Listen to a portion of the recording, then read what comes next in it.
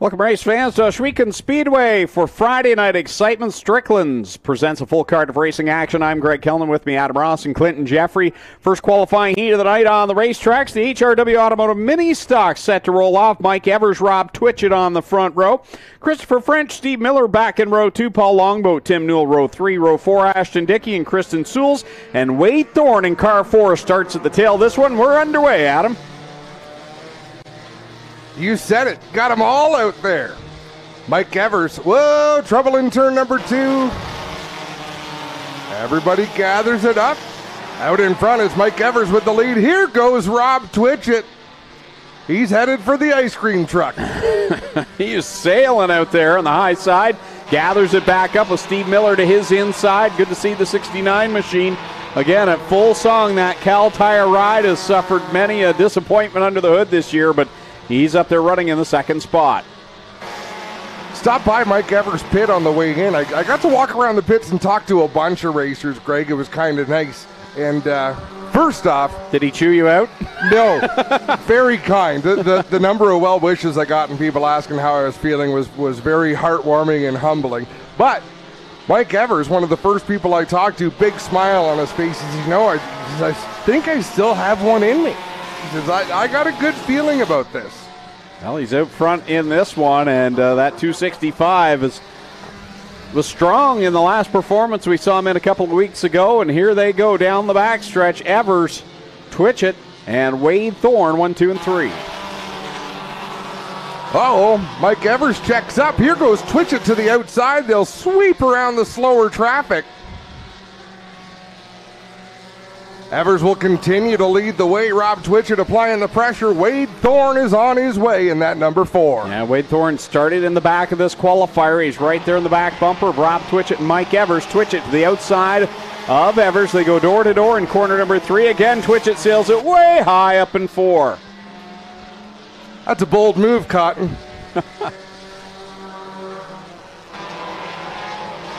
He tried. Here comes Wade Thorne now challenging for the lead on the outside of Mike Evers down the back stretch.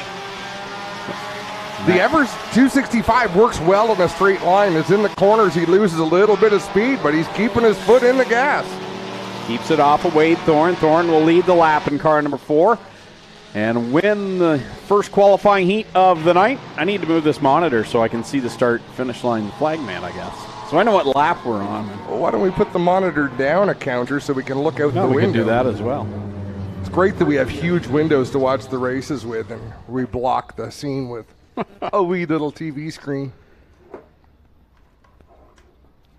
All right, second qualifier heading out onto the racetrack. Jeff Elslager will start on the pole. Alongside of him will be Don Deagle.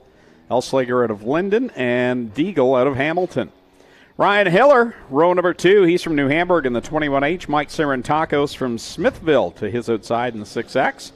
Row number 3 is where we find Tim DeBoer from York in car number 9 and Eric York out of Smithville in the 51. Jeremy Hughes in the 10J. He's from Burlington in the 7th spot. And in the 8th spot from Port Colborne, the 14L, John Lubeck.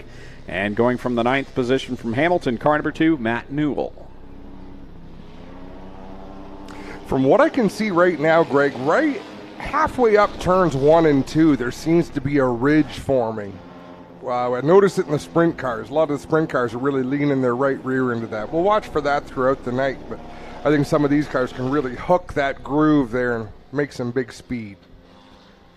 Here we go, second qualifier, 6 laps for the HRW Automotive mini stocks, and we are on it with Deagle on the outside getting the early jump. And they fan out pretty much the full field wide. Mike Sarantakos with a great run up the outside in that purple number 6.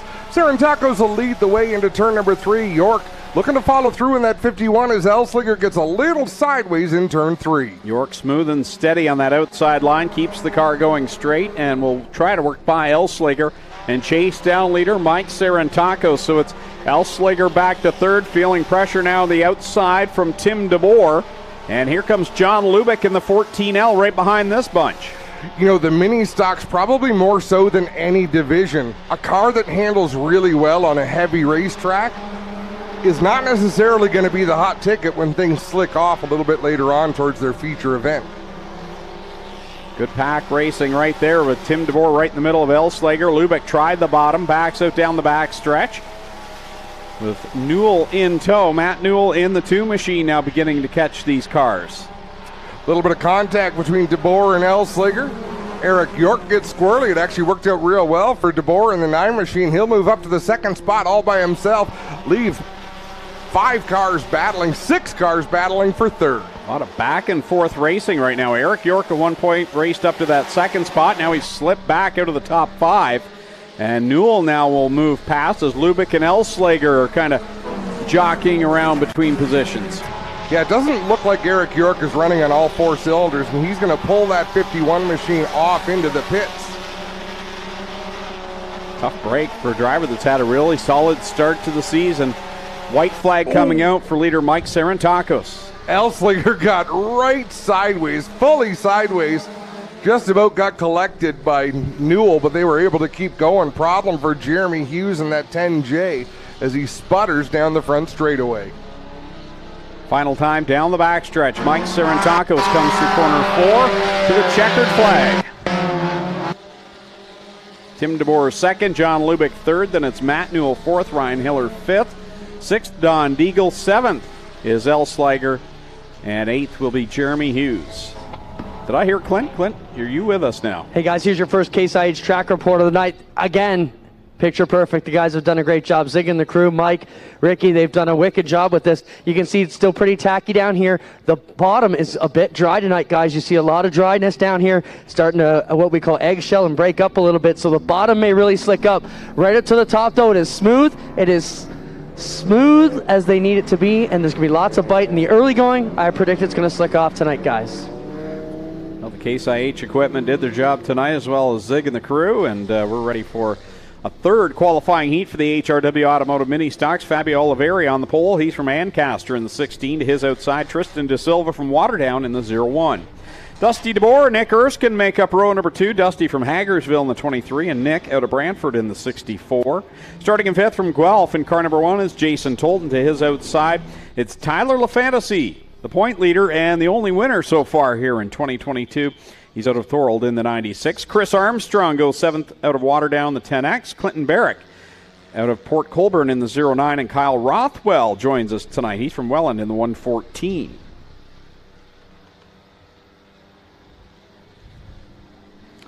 The field waiting for the green flag from Dave Hunsinger. We're underway, and it's Erskine with a big jump to the outside. They'll race 4 wide into turn 1. Plenty of room for more cars, too, as they race through the corners. Here comes Fabio Oliveri, your leader, but Nick Erskine using that outside line. Had a very solid start to his season in that number 64 machine. Here he is, right behind Fabio. Yeah, how impressive has Nick Erskine been in that 64 as he chases Oliveri across the stripe. Nobody pulling away from this one, though. The entire pack still right there. Erskine going to carve down the banking. He'll challenge for the lead on the inside. I mistakenly said Tyler LaFantasy has won every race, but Fabio actually won the last mini stock race we had here 2 weeks ago. So your 2 most recent winners out there in this pack. I thought I heard you say that too, and I thought, that doesn't sound right, but we'll go with it. Mostly because it's so unlike you to just let it go. I didn't know the answer myself. Fabio continuing on where he left off at the 3-lap mark halfway home. He leads it over Nick Erskine, Tyler LaFantasy, and Dusty DeBoer in the 23 running in that 4th spot, and then there is a pack of 4 cars all at it. Clinton Barrick leads the way in the 09. Yeah, it looked to me as though Tristan De Silva was going to follow Nick Erskine. They were going to charge up and take the lead of this one, but Erskine's fallen back and De Silva's fallen back even farther. LaFantasy takes over the 2nd spot, puts Erskine back to 3rd, and all alone in 4th is Dusty DeBoer in that 23. Down the backstretch they work. Nick Erskine to the outside of Tyler LaFantasy as they go through corner number 3. Good battle for that runner-up spot. Good, clean, close racing coming to the white flag. One more time around. Nick Erskine up on the high side. LaFantasy down low. Fabio Oliveri, he's got this one in the bag if he can just keep that car straight for another half a lap. Final time through 3 and 4. Fabio Oliveri will lead it and come to the checkered flag. Tyler LaFantasy edges ahead and will take the second spot. Nick Erskine third. Then it's Dusty DeBoer, Clinton Barrett, Kyle Rothwell, Tristan De Silva, and Jason Tolton. And then the 10X machine tonight being driven by Chris Armstrong. Guys, just want to jump in and talk about Wall of Fame. It's Wall of Fame night coming up next week, rescheduled from earlier in the year. And our 4 inductees, we're proud to announce, will be Bob Monroe, our pit steward, back in the pits, longtime employee here at all the tracks. Corrine Jenny, who's been a big part of everything we've had going on from snack bar to apparel to 50-50 over the years. Been here since day one. She does a great job. And just retired from the Speedway this year. We also got Doug Erskine going in, Adam, and you and I watched Doug race many years, and Brad Bacher. So congratulations to Brad Bacher, Doug Erskine, Corinne Jenny, and Bob Monroe, our inductees for 2022 to the Ohsweken Speedway Wall of Fame, guys. Each one of them deserving in their own rights. It's time for the Strickland's Brantford Chevrolet Crate Sprint Division on Strickland's Brantford Chevrolet night. Here's how they're going to line up. On the pole in the number 14 out of Temesford, it's Larry Gledhill. Alongside him from Brantford, the 49L is Lucas Smith. Starting third in the 14T from Hagersville, it's Noel Teal. And starting fourth from Kitchener in the 50LS, it's Adrian Staley. Starting fifth from Waterloo, the 19D is Alan Downey. Starting sixth in the MK8 from Six Nations, it's Matthew Hill. Starting seventh from Mossley, the 3S is Austin Rose. Starting eighth from Ohsweken, the 9C is Brian Nanakoke. Starting ninth in the 29W from Woodstock is Tyler Ward. And rounding out the field from Georgetown is the 2M of Steve Murdoch. Now that's a name I never know if I'm getting it right. Staley? Staley, I believe, is... Isn't this terrible all this time later? Well, Tyler LaFantasy was... Who saw that coming?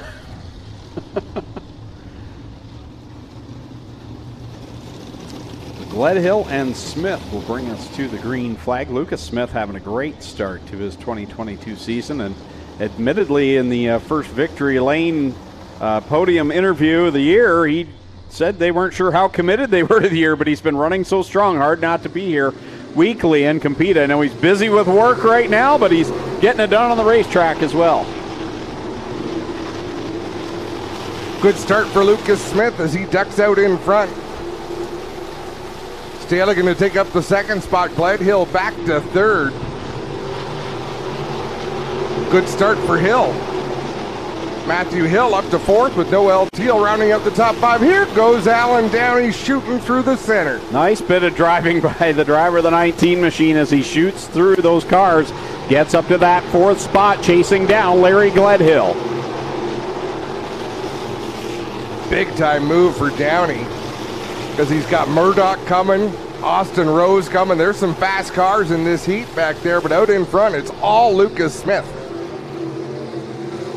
Austin Rose has been on playing catch-up since last week in the qualifying heat when the car broke. The front end broke. They had to go repair it, get back out for the B main, and I don't believe he ever did get into a qualifying spot, but they're just trying to play catch-up, and then he gets a poor draw here tonight or with the lineup and has to scurry from the back. He's up there now to what is the fifth position.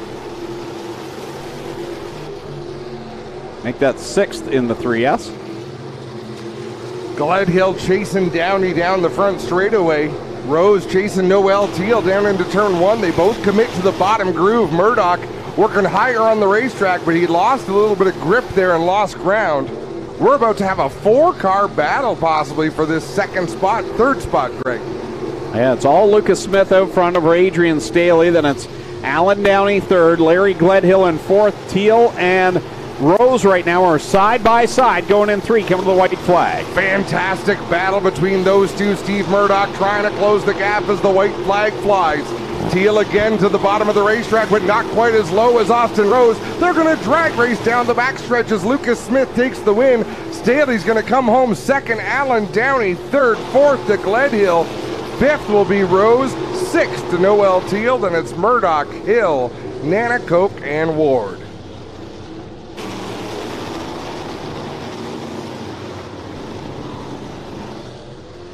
Great action from that Strickland's Brantford Chevrolet Crate Sprint heat. And that'll lead us right into heat race number 2 on the pole. In the number 74 out of Rockwood, it's Rob Neely. On the outside of row number 1 from Six Nations, it's the 20, the Iceman, Johnny Miller. Starting third from Thamesford, the 45 is Curtis Gartley. Starting fourth from Wainfleet, the BS 39 is Brett Stratford. Starting fifth in the 16R from Port Colborne, it's Seth Roy. Starting sixth from Ancaster, the 26X is Terry Baker. Starting 7th from Kitchener, the 2 is Travis Hofstetter. Starting 8th in the 94 from Rockwood, it's Ryan Fraser. Starting 9th from Thamesford, the 7 is Eric Gledhill. And rounding out the field from St. George, the 69K is Chris Ralph.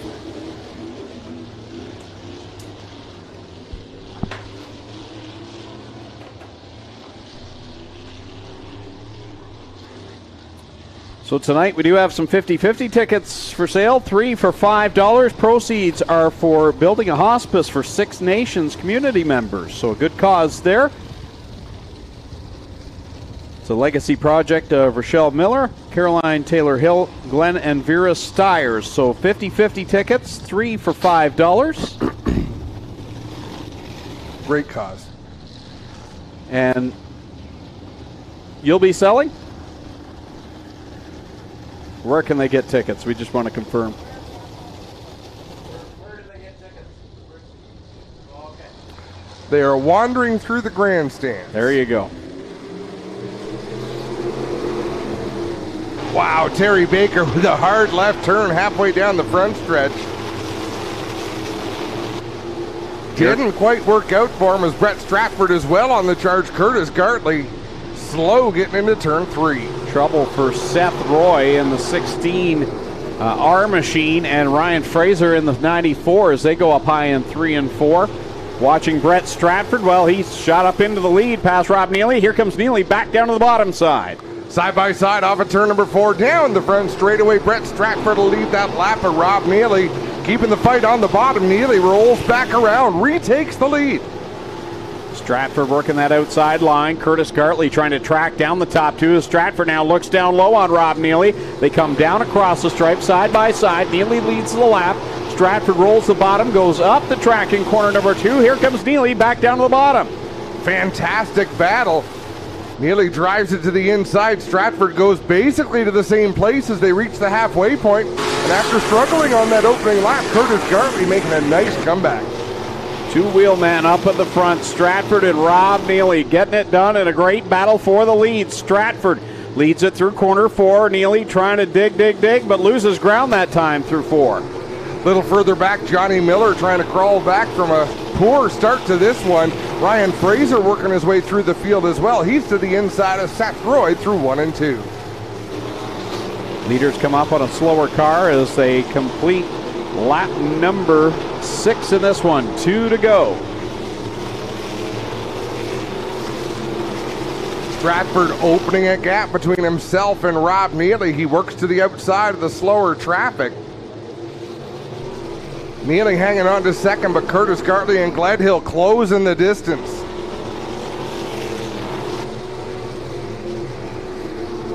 Time by and should be the checkered flag for Brett Stratford. Yes, it will. Stratford will cross the line, your winner. Rob Neely gets a little sideways there in 4. And at the line, close call, but I think it's going to be Gartley over Eric Gledhill, then Terry Baker, Seth Roy, Ryan Fraser, Johnny Miller, and then Travis Hofstetter and Chris Ralph in the 69K.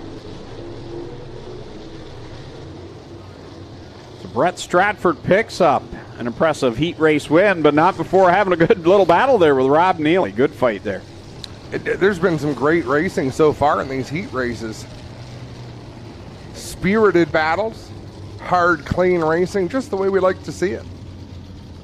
Heat race number 3 about to roll onto the racetrack. Here is how they'll line up on the pole out of Brantford in the number 88 is Lance Erskine. On the outside of row number 1 from Ohsweken, the 77T is Tyler Powless.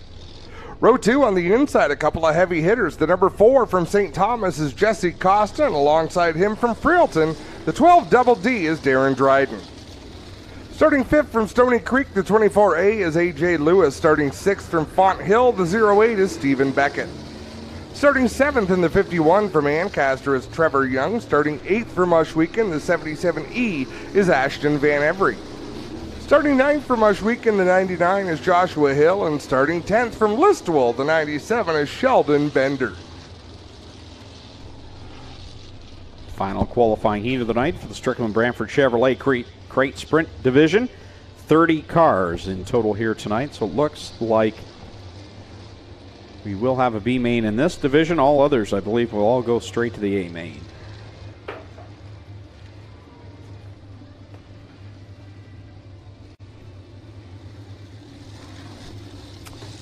Who is Keegan Baker in the 16X? We did not introduce in this one. Yeah, Keegan is a graduate out of the micro sprint group here. Terry's son, youngster, young teenager, just working his way in, trying to get up to speed here. And he's looking all right, guys. He's going to catch on. He's won a lot of races in the micro sprints, but this is the first big car he's ever driven. Well, we've seen time and time again these youngsters come out of micro sprints. They don't know what they don't know. You get out here, you hit the throttle, and you impress people. Green is out. Final qualifier of the night for the crate sprints, at least qualifying heat, that is. As they race down into corner one, there's a whole bunch of action everywhere. Yeah, Jesse Costa moved up a little bit on Darren Dryden. Dryden didn't lift. It opened the door for A.J. Lewis to drive up the inside. The top five still right together as they race off of turn 4. Keegan Baker gets his first experience up in 3 and 4, gathers it up, does a nice job to save the car. And we stay green. Out in front right now, it's Tyler Powless in that 77T, who continues to impress and gets better every week. Jesse Costa giving chase with Lance Erskine. Through 1 and 2, Jesse Costa to the outside of Powless. Nothing there to make that move just yet. He'll track him down in turn number 3. 3-car battle for the third spot sees A.J. Lewis just ahead of Lance Erskine and Darren Dryden. Powless, Costa, and Lewis now in that third spot. A.J. Lewis has been very good here this year. For the first time seeing him in a couple of years. He's had a podium finish already here in 2022 as the battle on for the lead at the stripe. Here comes Costa. Yeah, Paolo's got a little bit squirrely there in 1 and 2, and there again, pitches the car hard down low, scrubs off a little bit of speed, but gets nice bite off the corner, so Costa with the lead, but Paulus is still right there applying the pressure. Another time by the stripe in the Oakwood Transport. Car number 4 for Jesse Costa up to the second spot. The instant installation 24A of A.J. Lewis. Tyler Paulus runs back in third, and then there's Darren Dryden in that 3M DJD Graphics. Number 12, he's been so stout here in 2022, looking to regroup after 2 straight wins to open the year. Trevor Young doing a nice job working his way forward. He runs in that 5th spot of the 51. 6th spot, I'm sorry. Someone not picking up on the transponder, not sure which one it is, but the white flag flies on this qualifying heat, and it's all Jesse Costa out in front. Final trip down the backstretch for Jesse Costa, the driver out of St. Thomas, Ontario, will wheel it off of corner number 4 and come to the checkered flag in the third and final heat. Side by side for second, A.J. Lewis will grab it at the line over Darren Dryden. Then it's Tyler Paulus, Lance Erskine, Trevor Young, Stephen Beckett, and Joshua Hill. Ashton Van Every, Keegan Baker, and Sheldon Bender complete the running order in that third and final qualifying heat for the Strickland Brantford Chevrolet Crate Sprint Car Division.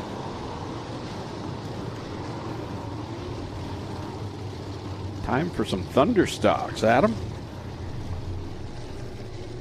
That is how it appears.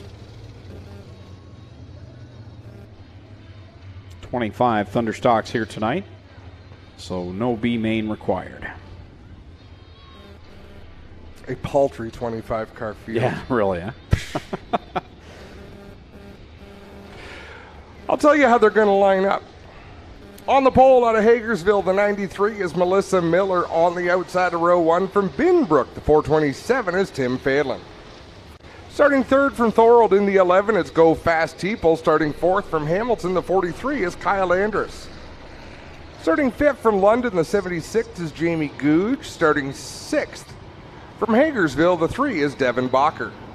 Starting 7th in the 37 out of Harley, it's Robert Hoskins. Starting 8th from Burlington, the 97 is Ron Logie. Rounding out the field from Hagersville in the 75, it is Ryan Berry. Looks like Jamie Googe has elected to go to the tail.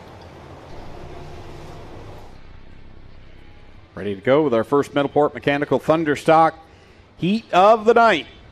Green goes up in the air. Miller and Phelan bring us to the start of this one. Evan Bacher was all over the back end of that Kyle Andrus, number 43, to get him going. Meanwhile, in front of him, it's Rob Hoskins, Ron Logie door-to-door, and a three-car fight for the lead.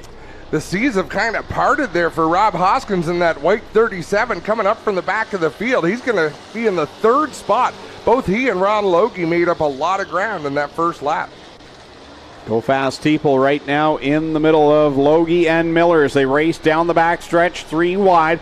Hoskins giving chase. Miller out in front just by a nose as they work it off of corner number 4 now. Devin Bacher showing some smoke in the 3. Melissa Miller loses some spots. She's back to that 4th position.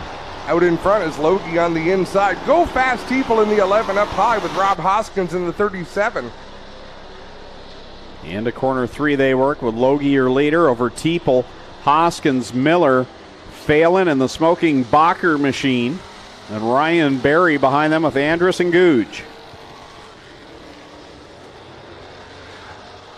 Logie out in front. He's opened up about 5 car lengths over Rob Hoskins. Go Fast Teeple in the 11 up on the top side of the racetrack, and now Hoskins up there as well. The only one working down low is Bacher for the time being. Still putting smoke out the back of that number 3, but it doesn't seem to be slowing him down.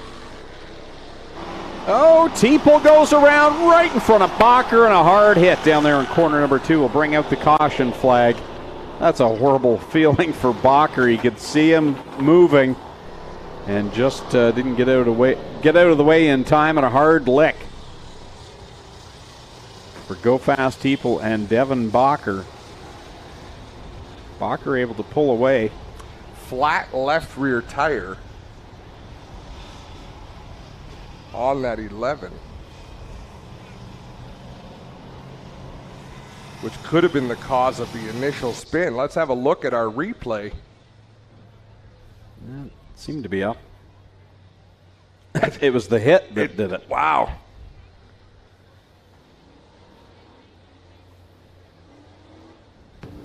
Well, guys, the Bacher car, you can see they punched the rat out of this car as he climbs out of the car here. He's got some damage on the front end, and you can see all the fluid leaking out the front. So obviously, he's got a problem here on the nose. And if Jack pans to the right here, we'll see the Teeple.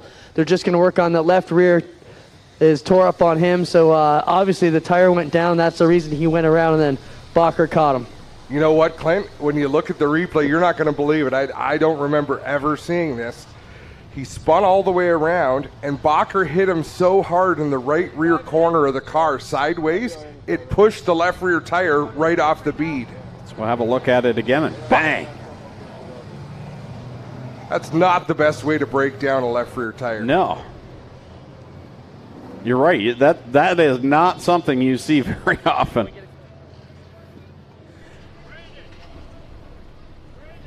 So the Teeple machine, yeah, tore up here a little bit.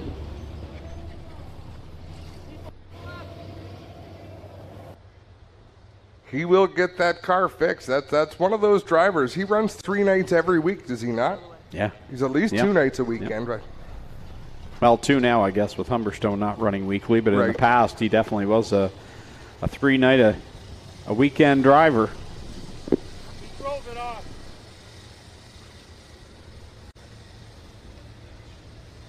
So Ron Logie is the leader over Rob Hoskins and Melissa Miller, then Tim Phelan. They're in that 4th position. Ryan Berry, Kyle Andrus, and Jamie Googe, the rest of the running order. So we'll have one more look at it. So you can clearly see the left rear is still up as the spin begins, so that wasn't the cause. Car goes around, and it gets down in this patch here, right there, and digs in that. Wow. I don't know why I find that so neat, like that replay, watching how that all went down. I just do. White flag out. We'll come back to it next time around. 4 left to go in this first qualifying heat of the night for the Middleport Mechanical Thunderstocks. 2 more to go for them, and then we'll get to the 360 sprint cars. Looks like Crate sprints will have the only B main, as I see the lineup here in front of me. And then we'll go to intermission and give away some bikes here on Strickland Bike Night. Bicycle. Oh, my. I like that song. I used to.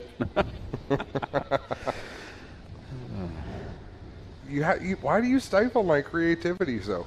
Is that what it was? Creativity? Something like that. Back into the green. 4 to go for Ron Logie.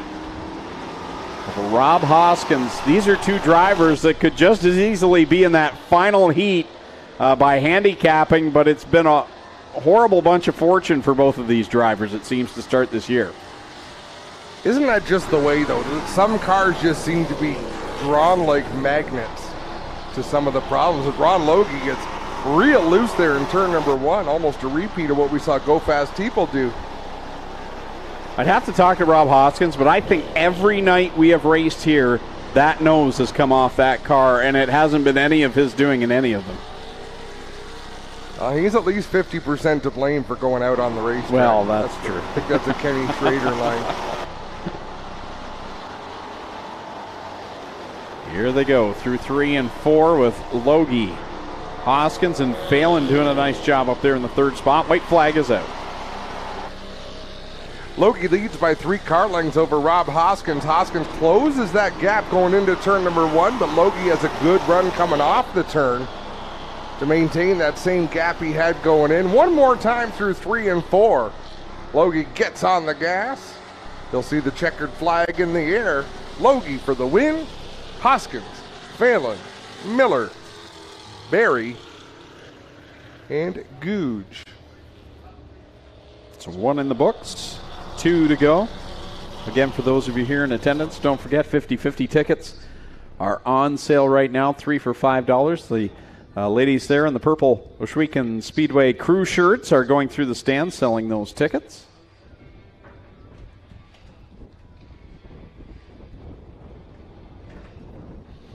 Heat race number 2 for the Middleport Mechanical Thunderstocks. On the pole out of Hamilton, the 25, is Kenny Sargent. Alongside him from Caledonia, the recently married Mike Thorne in the 55. Unless you believe what some of the crew says, in which case it's now Mike Hughes.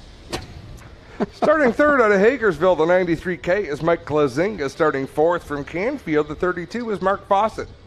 Starting in 5th from Brantford, the 13, is Casey Huffman. Starting in 6th, in the number 28 from Caister Center, it's Jim Lampman.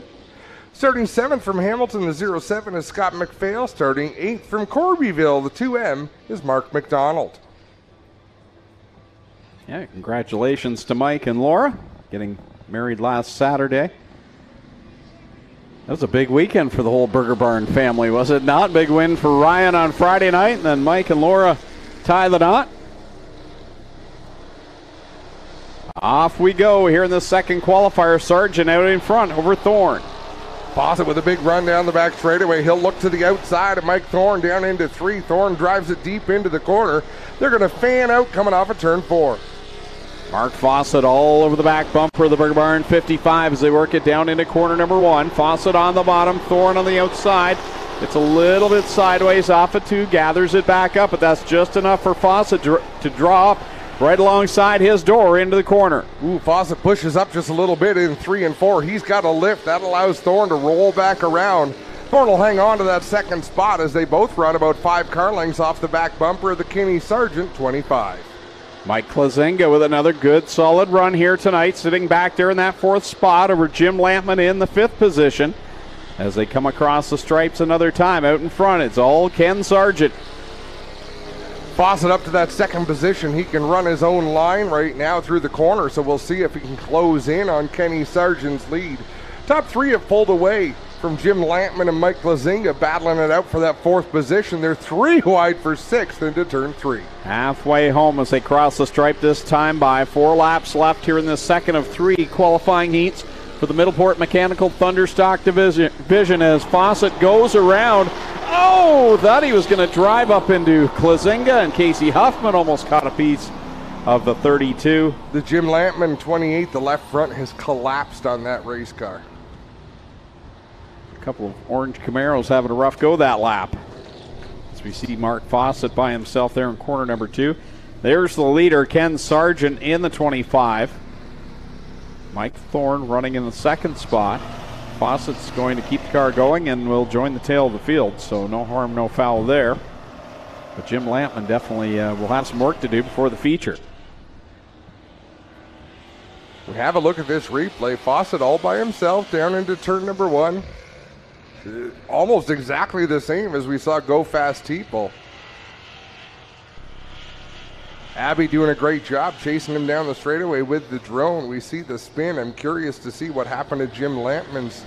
Well, he comes in late in that first replay, comes in late, and you could see, I don't know if it was because he got into some rough stuff on the high side, but you could see the left front bouncing around on that very first replay. So it was a separate incident, and he obviously went up high to avoid Mark Fawcett, but he didn't make any contact, I don't believe, with anyone.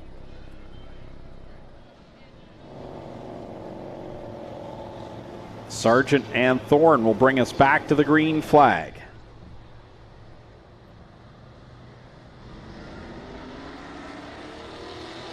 Four in, 4 to go.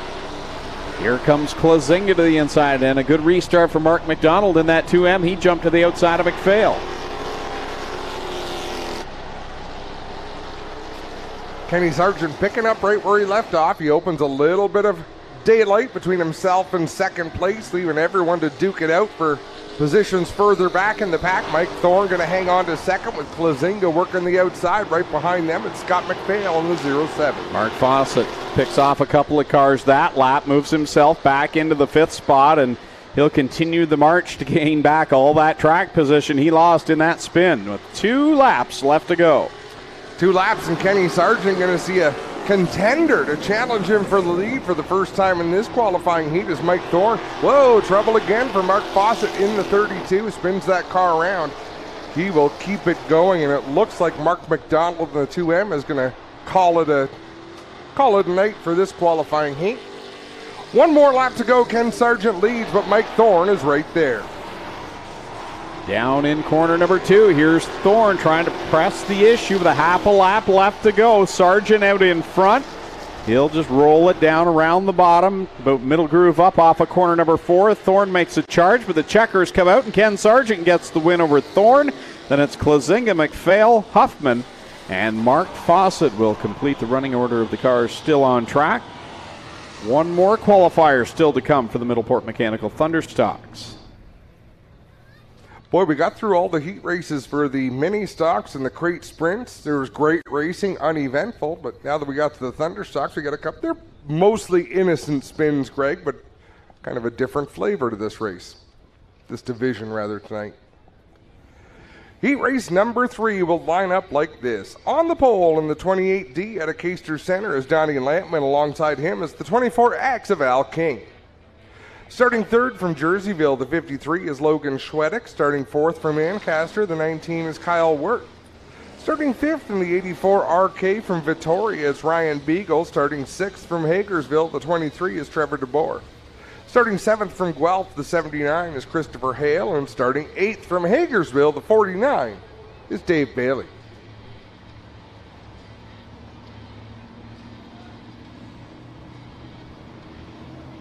Some heavy hitters in this one. Yeah, Dave Bailey will start from the 8th spot, looking for another win. And you think they'll be heckling tonight if he wins? I don't think it'll be quite the same as what we saw on the interwebs. That was interesting. That was I loved how Travis handled that. Yeah, that was pretty aggressive. That was classic. I don't know how someone can talk like that when there's ladies present. That was right out of your playbook. Donnie Lampman out in front over Kyle Wirt, Logan Schwedick, and Ryan Beagle. Well, now it's a 3-car race with Christopher Hale on the outside there, all competing for that 3rd spot, and now Dave Bailey's in the mix. I don't think I introduced Blake Bomberry in that 24 machine. He wasn't on our list, but he's clearly out there on the racetrack in that purple 24. My apologies. Battle for the lead, side by side. Lampman down low. Donnie Lampman in the 28. Kyle Wirt up on the high side. Well, it says Al King is in the 24X, and I see there is an X on that door, so okay. Al King must be driving the 24 tonight. There you go. Now it makes sense. Al, usually, I believe, in the 48 machine is where we see him. Good battle up front. Kyle Wirt has a feature win this year. He'll work to the outside of Donnie Lampman into the lead down the back stretch. Chris Hale, meanwhile, goes to the outside of Ryan Beagle in the 84, trying to take over third. Good battle there. 3 cars at it. Dave Bailey's in the mix as well. Dave Bailey was looking to work the middle of the racetrack, but that lane kind of closed up as Hale and Beagle exited turn number 4. Out in front, it's Kyle Wirt, but he's only out by a car length and a half, 2 car lengths over Donnie Lampman. This heat still tightly packed from front to back as they work it across the stripe another time. It's Kyle Wirt out in front. Donnie Lampman in second. Ryan Beagle working that inside line. Now drifts back to the third spot. He had the second spot through the corner. Just back and forth racing. Kyle Wirt got a little sideways there in turn number 3. You could see Ryan Beagle and Donnie Lampman close that gap on the race leader. Now Beagle's going to drive to the inside, take over that top spot. Got the lead down the backstretch with Wirt to the outside. Bailey following in the tire tracks of Ryan Beagle. Beagle slips up just a little bit. Bailey closes the door. White flag is out. One more trip around for some of the heavy hitters we'll see in the feature tonight. Beagle all the way to the bottom. Kyle Wirt all the way to the top. Dave Bailey right on the back bumper of that number 84 as they race down the back straightaway. Kyle Wirt had a good head of steam at a corner number 2. Will he have anything for him off the 4th quarter? Coming to the checkered flag. In the bottom comes Bailey, but Beagle gets the win over Bailey. Wirt. Then it's Donnie Lampman, Christopher Hale, Trevor DeBoer, Logan Schwedick, and Al King will complete the running order in our final qualifying heat of the night for the Middleport Mechanical Thunderstocks. One more division left to run their qualifying heats. It's the Cool Kids Ice and Water Core Pack Merchandising 360 sprint cars. 3 qualifiers tonight, 23 cars in total here this evening. Starting on the pole in heat race number 1 from Grimsby. And we just talked about him. Car number 90, Travis Cunningham. Starting in the 2nd spot from Mississauga in the 17X, it's the highlight man, Mac DeMann. Starting in 3rd from Dunnville in car number 91, last week's winner of the Canadian Sprint Car Nationals, it is Ryan Turner. And to his outside from Brampton, the 70mm, it's Dave McKnight Jr. Starting in 5th from Mount Bridges, the 45, is Nick Sheridan. Starting in 6th from Warrnambool, Victoria, Australia. In car number 20, it's Braden Cooley. Going from the 7th spot from Hamilton, the 01K, is Mikey Krutchka. And starting in 8th from St. Williams in the 21 is John Burbridge Jr.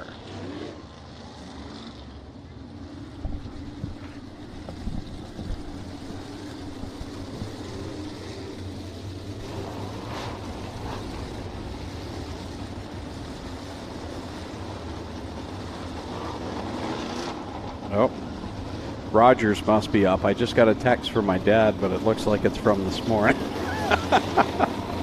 Good job, Rogers. Oh, we've got a lot of talent in our sprint car division. Looking at this heat, no, we got 2 more right behind it with drivers equally as talented. Green flag is out. It's Mac DeMann shooting off like he's shot from a cannon on the outside. Like a shooting thing. Mac DeMann will come off the high side and lead Travis Cunningham and Nick Sheridan side by side down into corner number 1. Cunningham still not afraid to run the bottom. That's bit him a couple of times this season, although he's not right around the concrete on the inside. He's a couple lanes up from the inside. But out in front, it's all Mac DeMann up on the cushion. Cunningham running second down low. Then Nick Sheridan running up high in the 3rd spot. Dave McKnight had a wild ride last time through corner number 2. Did a complete 360. Keeps the foot in the throttle. We stand with the green flag, but you're seeing some dust over there on the back stretch of corner 2. That's what kicked all that up.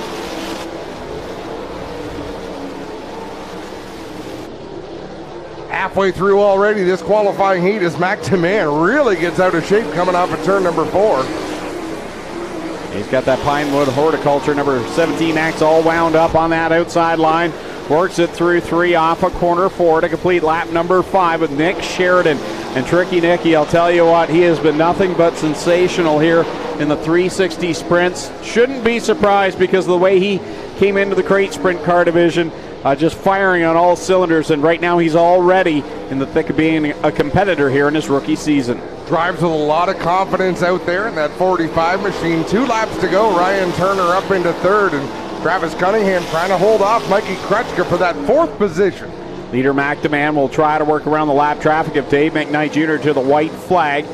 Nick Sheridan in the 2nd spot. Then it's last week's winner, Ryan Turner, and that battle between Krutchka and Cunningham at the line. Cunningham right around the bottom. Krutchka up to the outside. Checkered flag is in the air. McDeman going to take the win in this qualifying heat. Coming home 2nd, it's Nick Sheridan. Finishing 3rd, it'll be Ryan Turner. Mikey Krutchka 4th. Travis Cunningham 5th. Then Braden Cooley 6th. John Burbridge Jr. finishing 7th. And rounding out the field, it's Dave McKnight Jr. in the 70. So the highlight man gets it done, and he almost made the highlight a time or 2 off of corner 4, really putting it out there, and he drives on the edge every single lap and gets the heat race win, the first of 3 heats here tonight for the 360 Sprint Cars, brought to you by Cool Kids Ice and Water and Core Pack Merchandising. Starting on the pole in heat race number 2 from Brantford in the Little Bend 110, it's Jake Brown. To his outside from Ohsweken, the 68 is Aaron Turkey. Starting in the 3rd position from Port Colborne in the 5D, it's Jacob Dykstra. And rolling off 4th from Beamsville in the 88H, it's Josh Hansen. Starting in 5th from Tilsonburg in car number 13, it's Corey Turner. To his outside, his father from Caister Center. In car number 11, it's Jamie Turner. Starting in 7th from Brantford in car number 10, downtown, Mitch Brown, winner at Humberstone Speedway last Thursday night. And going from the 8th spot from Niagara Falls in the 70, it's Bailey Hurd.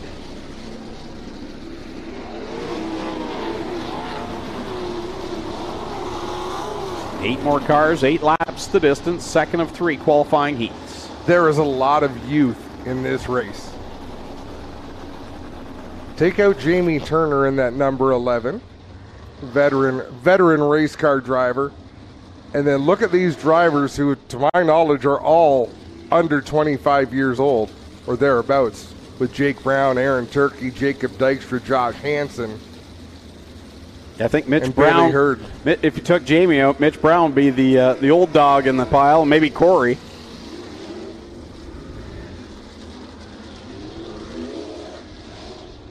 And the way Jamie Turner started off this year, he can run just as well as these young guys as well. Jamie's had a good start to the year. Last couple of weeks had some issues, but having one of his better years performance-wise. Yeah, and I think watching your boys succeed like they are really takes the edge off some of your troubles. Jake Brown leads us down into corner number 1. He goes way high, and they are 4, almost 5 wide off the 2nd corner, with Jake Brown out in front over Aaron Turkey, but the yellow flag will fly, and we'll try that one again. Who's Doug yelling at? Well, guys, Doug Leonard did not like that, said we do not flare out. He did not like that start, was immediately calling yellow down the midpoint of the back straightaway, and told him he did not like that start. Doug Leonard, what didn't you like about that start? Flared out, not nose to tail. Yeah, and so they were not nose to tail, they were flared out. So race official Doug Leonard did not like it, guys.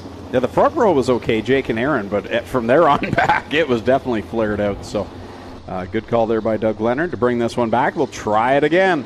Jake Brown, Aaron Turkey will bring us to the green. Jake Brown slides all the way up the racetrack up in front of Aaron Turkey in the 68. They'll run 1 and 2 down the back straightaway. Mitch Brown in that 10. He'll take over the 3rd spot. At the line, Aaron Turkey leads the race in the GSR number 68. Jake Brown digging on the bottom, but slides up in corner 2 again, and Aaron Turkey carrying the GSR banner right now out in front, riding that outside line and looking stout. Yeah, Turkey racing with confidence up there in the high groove in the 68. Then it's Jake and Mitch Brown running 2nd and 3rd. Josh Hansen 4th in the 88 with Jamie Turner 5th in the 11. Off a corner, 4 they work to complete lap number 3 at the line. It's Aaron Turkey, Jake Brown, Mitch Brown, Josh Hansen, and Jamie Turner. Then Bailey Hurd trying to hold off Corey Turner deep in the field in this one. That Petro Plus Burger Barn 13. Yeah, that second start did not sit well with Corey Turner in the 13. Just wasn't able to make a whole lot happen, and now he's digging himself out of the hole that he was in there. Oh, the Brown brothers get pretty close there up in corner number 2. Close calls. Mitch Brown trying to get by brother Jake. Aaron Turkey blows it off the end of 3 and 4. Loses a bunch of ground, but he had such a big lead that he's still out in front by half a straightaway. And meanwhile, he's got the brothers duking it out behind him, so they're not getting any ground gained on Aaron Turkey. Mitch gets by Jake. Jake back down to the inside, and Dad Doug's got to be saying, okay, boys. Back her down. Back her down a notch, boys. 2 laps left to go. Great run here for Aaron Turkey, and I think him and his team needed this, and showing what Aaron Turkey can do, because we know he can get the job done. White flag is out. Jamie Turner keeping the pressure on Josh Hansen for the 4th spot. Aaron Turkey by a full straightaway out in front of the Brown brothers. He'll work down the back straightaway for the final time. Yeah, great battle right now between Hansen and Turner as they work down the backstretch. Checkers out for Aaron Turkey. He'll pick up the heat race win over Mitch Brown in the 2nd spot. At the line, it's going to be Jake Brown 3rd, then Josh Hansen. And Jamie Turner grabs 5th over Jacob Dykstra. Then it's Corey Turner and Bailey Hurd completing the running order. There's your heat race winner. Aaron Turkey gets it done in the GSR NRAM Dynamics Ohsweken Speedway 68. Corey Turner with a big old brake check on Jacob Dykstra. Dykstra climbs up the tail tank of the Turner number 13. Not sure what the issue was there. I'd have to go back and watch that heat race again, but something didn't sit well. Here's the cool down lap with Corey Turner and Jacob Turner. They're sort of swapping sliders. There's a brake check, and that almost turned real bad. Wow. Well, the nose crumpled on the 13 there of Corey Turner, so you have to wonder if something happened previous to that.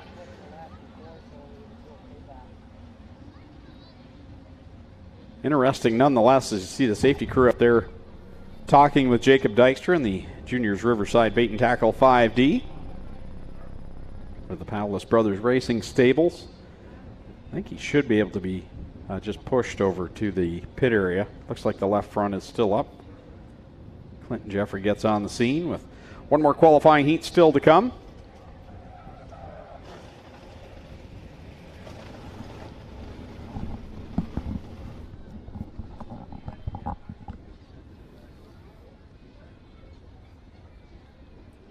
Just like that, it was over. Yeah. Well, it might not be in the pits. That's true. Should we do a quick fire it up to start this heat? Sure. Or do you want to wait until the last race of the night again? We can do it now. We are remiss with that, aren't we? Many nights. We did okay last week. Yeah, you got it last week. I noticed that. There were a lot more brain cells in the booth last week. Buddy. Don't flatter yourself. All right, heat race number 3. Glenn Stiers will start from the pole in car number 0. To his outside from St. Catharines of 46 is Kevin Pauls. Going from 3rd out of Beachville in car number 5, DJ Christie. And from 4th from Scotland, the 87X is Sean Evans. Rolling off 5th from Dorchester, car 1 is Holly Porter. Going from the 6th spot from Charing Cross in the 9B, it's Scott Burke. And starting in 7th from Binbrook in car number 9, Liam Martin. Liam, our winner a couple of weeks ago. Another one of those young guns.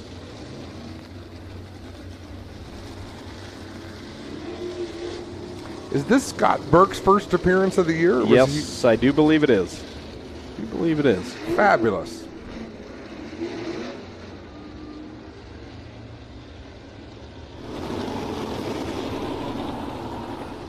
So the field will take shape. Final qualifying heat of the night. We still have a B main to come for the crate sprints, and then we'll have our intermission. We'll bring a whole ton of bikes out here on the front stretch and give them away.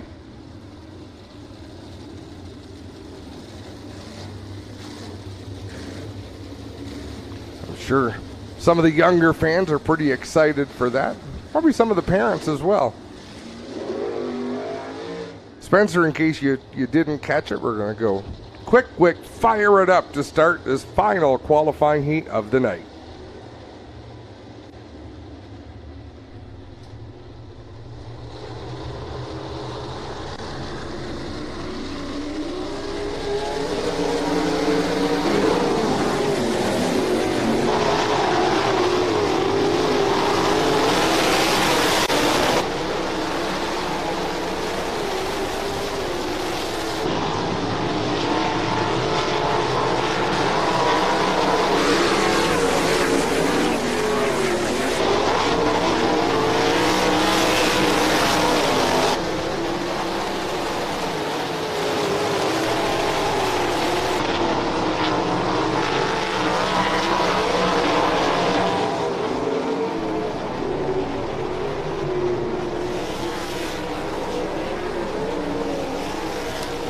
Well, DJ Christie took that Castrol Edge machine over the edge in corners 3 and 4, and Leah Martin ended up spinning, but we stand to the green flag. With 3 laps left to go here in this final qualifying heat for the Cool Kids Ice and Water Core Pack Merchandising Sprint Cars. Nice drive for Holly Porter out there in that second spot in the number 1 machine. DJ Christie trying to close back in to challenge for that position. Behind him, Sean Evans way up towards the outside wall. That fourth corner has come up close on a few drivers in every division here tonight, as it seems like a fine line up there around the top. Is out in front right now. It is all Glenn Stiers in the GSR number 0 with Holly Porter and DJ Christie running second and third. Christie still trying to close back in on Holly Porter and make that a battle for the second spot, but out in front it's all Glenn Stiers by nearly a full straightaway over the 1 of Porter.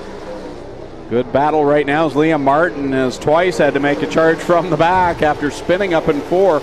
He challenges right now with Sean Evans. He's to the outside and whoa, comes close to the wall off of 2. One more time around, DJ Christie has caught Holly Porter.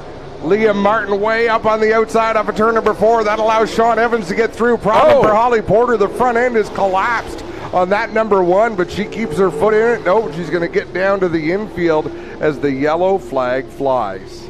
I missed that, but my guess would maybe be the inside wall for the left front to collapse over there. She was just about to feel the heat from DJ Christie, but I think he was running on the outside. He had been. So I'm not sure if we'll see a replay or not. Yes, we will. So DJ Christie closing in. Christie way up to the outside, Porter down low, and she caught the concrete. Yep. Look way over to the right side of the screen, right there, and you just see a little blip. The front end jumps up as she clips the concrete on the inside. And I feel like we've seen that happen more this year than in multiple seasons. Well, Greg, you're not wrong. We have seen a lot of it this year, and there you see the damage as the bent in rear, and that's what caught the inside wall and pulled it back. Holly, it seems like we have more and more drivers hitting the inside wall this year. What's the story? I don't know. We're just trying to get that close. That's where the grip is. Right on. We hear from Holly there. It's where the hot line is, guys, right on the bottom. That's why we see them trying to skim it as low as they can. And one little bobble will take out a rim. And that's the thing. These blocks are not just like a seamless, smooth like the outside wall is. There's, some are out a little bit more than the other, and it doesn't take much. That rim just has to catch that little bit, and you can see the damage it does. Doink. That can't feel good on the wrists. I was thinking the exact same thing as Clinton was showing off that wheel. Well, guys, I think most of these are sort of breakaway parts. They're lightweight. You rarely hear a driver say it hurt their wrist after hitting the inside wall. It tends to break the parts more than the bones. Before it gets up to... Okay, that makes sense. Makes sense. That's why we're up here and Clint's down there. Pretty much. So she broke this thingamajiggy, and it stopped this thing from working. So Glenn Stiers had a commanding lead in this one. I think Liam Martin liked to see this caution, catch his breath and get back up there. He has had a wild time with corner 4 tonight. Had worked his way by Sean Evans, and then 4 caught him again. We'll see what he can do on this restart as the green is back out. Stiers immediately up to the outside. He'll drive away, leaving DJ Christie to battle for second with Sean Evans. Here goes Evans to the inside, Liam Martin to the inside of them. Checkered flag in the air. It's Stiers, Christie, Evans, Martin, Burke, and Kevin Pauls will see the checkered flag fly from turn number 3, which is where he spun out. So just like that, all the qualifying heats are complete. And we will move to a B main for the Strickland Brantford Chevrolet Crate Sprint Car Division, as we see Kevin Pauls on screen there as he took that Jensen Enterprises number 46 around up there in the corner. And the FISA construction, is that how you would say that, Adam? I was just looking at that. I'm not sure. That's why I went with Jansen. Yeah. Well, and you know what? It's Jason's. Oh, it's Jason, and I got that wrong. No, right. Don't correct him. It's my first name. Bodyline Auto Recyclers. There, I didn't mess that one up. Nailed it. Yeah, you're right. It's Jason. Good conversation, though. Wow. You know what we haven't talked about tonight is Mighty Wipes. Have we had any Mighty Wipes moments now? We did on Saturday at Delaware. Oh, no kidding. Wow, talk about wipe out an entire field but one in the hot rod division there on Saturday afternoon at Delaware Speedway. That was probably some of the most carnage I've ever seen in any division. It's a tough one. When you've got inside walls and outside walls down towards turn number 1 at Delaware, that gets very, very narrow. Yeah, it all kind of funneled down there in corner number 1. And if you haven't seen it, go back. You can go to GeForceTV.net and view all of our past races, but check out the hot rod feature from Saturday night at Delaware Speedway. Well, we'll take a quick break in the action from here at Ohsweken Speedway on GeForce TV and be right back in just a moment.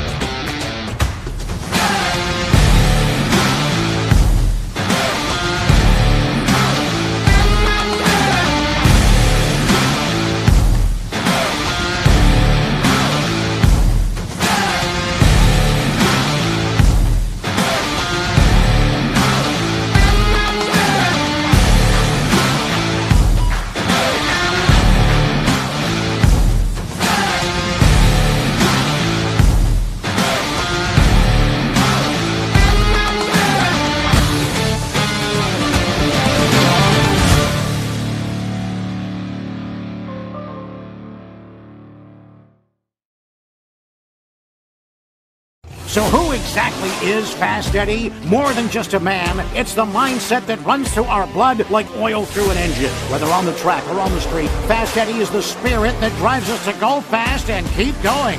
Born in 1949 with no time to look in the rear-view mirror, every story is worth telling, and every piece of Fast Eddie apparel has its own. Celebrate our mindset. This is Fast Eddie. This is combustion culture. FastEddieSpeedwear.com.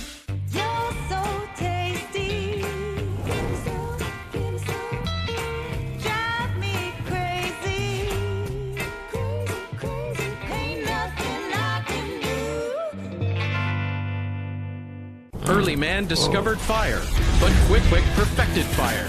Quick is the only fire starter that guarantees to start your campfire, wood stove, or fireplace without the need for kindling or paper. Find your nearest Quick retailer at quickquick.com. Well, good evening, everybody. Welcome to our weekly race chat. Adam Ross and Clinton Jeffrey are live and interactive every Tuesday night. Rivals Race Chat is your home for race discussion, debate, news, interviews, and more. They'll even take your questions and comments live on the air and talk to some of the newsmakers each week. Tune in every Tuesday night at 8 p.m. on GeForce TV.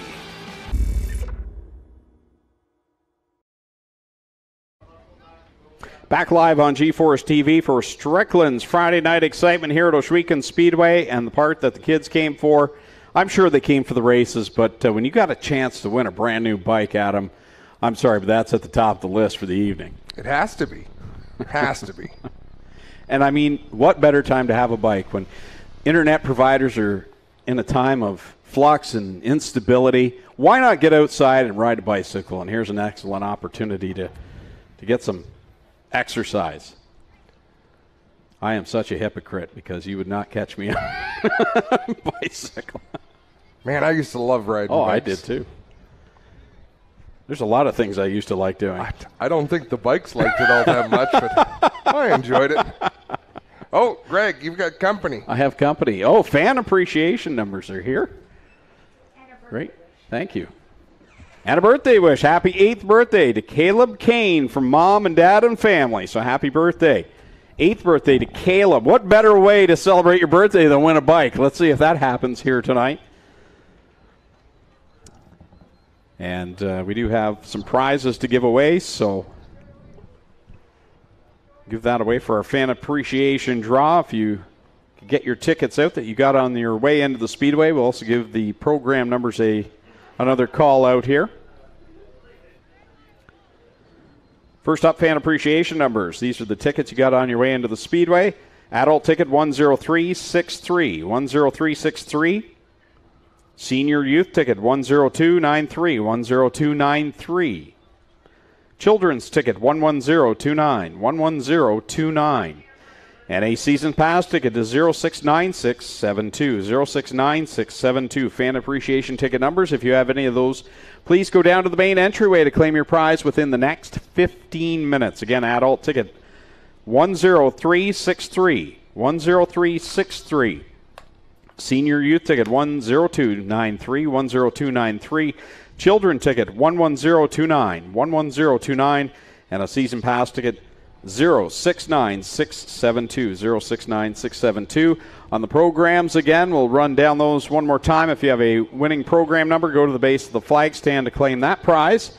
0731, 0731, 0666, 0733, and 0753, as well as 0767. So please claim those prizes down at the base of the flag stand, as I almost toppled my chair over there. Adam, that would have been fun. Would have been fun for me. Well, guys, I got our top guns down here. First off, Nick Sheridan. Nick, things have been going pretty good for you this year. You've been running really good in your rookie year in the 360s. You know, how has moving up from the crates differed from the 360s for you? It's been very different. I mean, just the complete driving style is different, and it's just amazing, and the power is just awesome to feel. But yeah, we've been off to a really good start this year, and it's honestly shocked me. I think it's shocked our team, and it's shocked a lot of people. So it's awesome to be running this good. And I didn't think we'd get the top gun tonight, but it's awesome to be out here. And thanks everybody for coming out. Where'd you redraw, Nick, for the feature? I haven't drawn yet. Oh boy, Nicky's going to see where he'll start in the feature. We don't know yet. Nick Sheridan, our top gun for the 360s. He'll pick up $150. We'll get in here. Brett Stratford. Brett, your first time as the top gun, an extra $100. That means you won qualifying.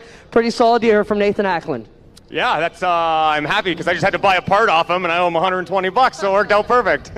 But Brett, seriously, how are you finding it here? You raced a couple years in COVID, not here at Ohsweken. You raced your go-kart here in the past, but you're back here now. Are you having a good time? Yeah, I actually love it, and like my car's fast enough to win every week. It's just me. I just got to get used to it, and the more we run here, the faster we're going to get, and I think tonight's going to be our night. All right, good luck, Brett. Did you redraw? Third. Good luck, Brett. We'll go from inside the second row tonight. How about our hand for our Top Gun Award winners, Brett Stratford and Nick Sheridan. All right, well, we got a ton of bikes. Before we give any away, I need all you fans to make a whole bunch of noise for the amazing race teams we have here that reach in their own pockets to buy all these amazing bikes for the kids. All right, so I got the DeBoer assistants down here. I'm going to read the first few names, then we're going to let them read out a few. So if we call your name, come on down and see us here at the gate. Then you're going to be able to go pick the bike you want. We're going to hustle through them. Jason Hilima, Noah Montague, Joel Hilima, Austin DeBoer, Abby Montague, Lucas Bailey, Tyler Froman, Liam Jack, Emily DeBoer, and we need some more. Come on over. We're going to draw a couple now. You want to draw a couple, Trish? Okay. So, Piper Teagues, come on down. Jackson Hunter, Tegan McKean, Meredith Lacey, Jackery Swindells, Alex McGrath, Ella Huntsinger, Micaiah Logan. Avery Belial. Let's see how many more bikes we got out there. We got to count them up and see how many we've got. I think we got a few more still, though. Merritt Hansen, come on down. Matthew Maryland, come on down. Some of the drivers coming over to see who grabs their bike. And if your name hasn't been called, we ask you to move back because we're not going to call you just because you're sitting up front. We're going to call the names we hear in the ballot box.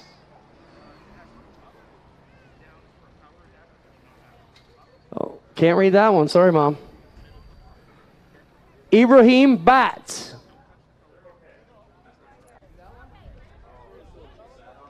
Kieran Butcher.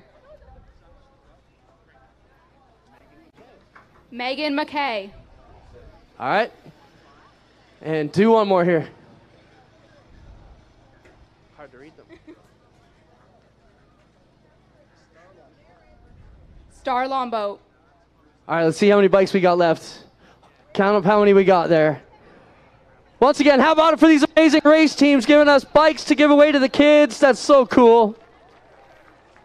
If you've got your bike, we'll ask you to move on down out of the way so we can see how many we've got left here. And I still see a lot of them lined up on the fence. I think we should be good for about 5 more at least, I think. Oh, it's all right. Anaya Buck.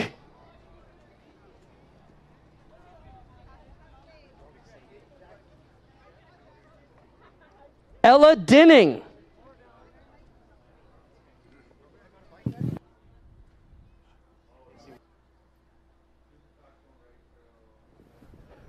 Christmas down here, guys. Christmas. Hey, and if you didn't win a bike, we still have another really cool giveaway tonight. We're going to go do some lacrosse giveaways after one of the features tonight. We have 50 lacrosse sticks and balls to give away to kids here tonight as well. So that's going to be something really cool. All right, I still think we got a lot of bikes lined up on the fence. If your name's been called and you haven't picked one yet, put up your hand. How many we got out here? Not many. All right, I guess we can keep going. All right, let's grab a couple more out here. Got that one? Carter Kennedy. Kemp Hope Liar. No, that's Kempy Hope. 1 year. Tough to read. It happens.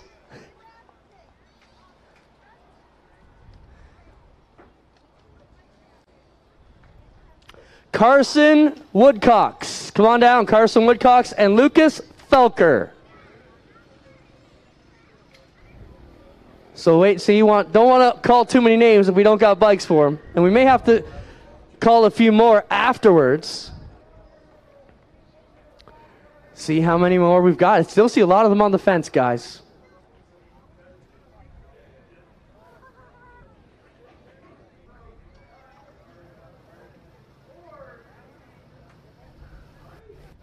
All right, I think we can grab a few more there.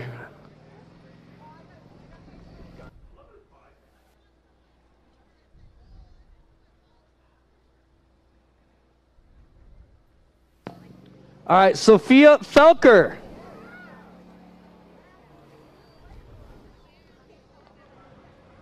Micah Burney.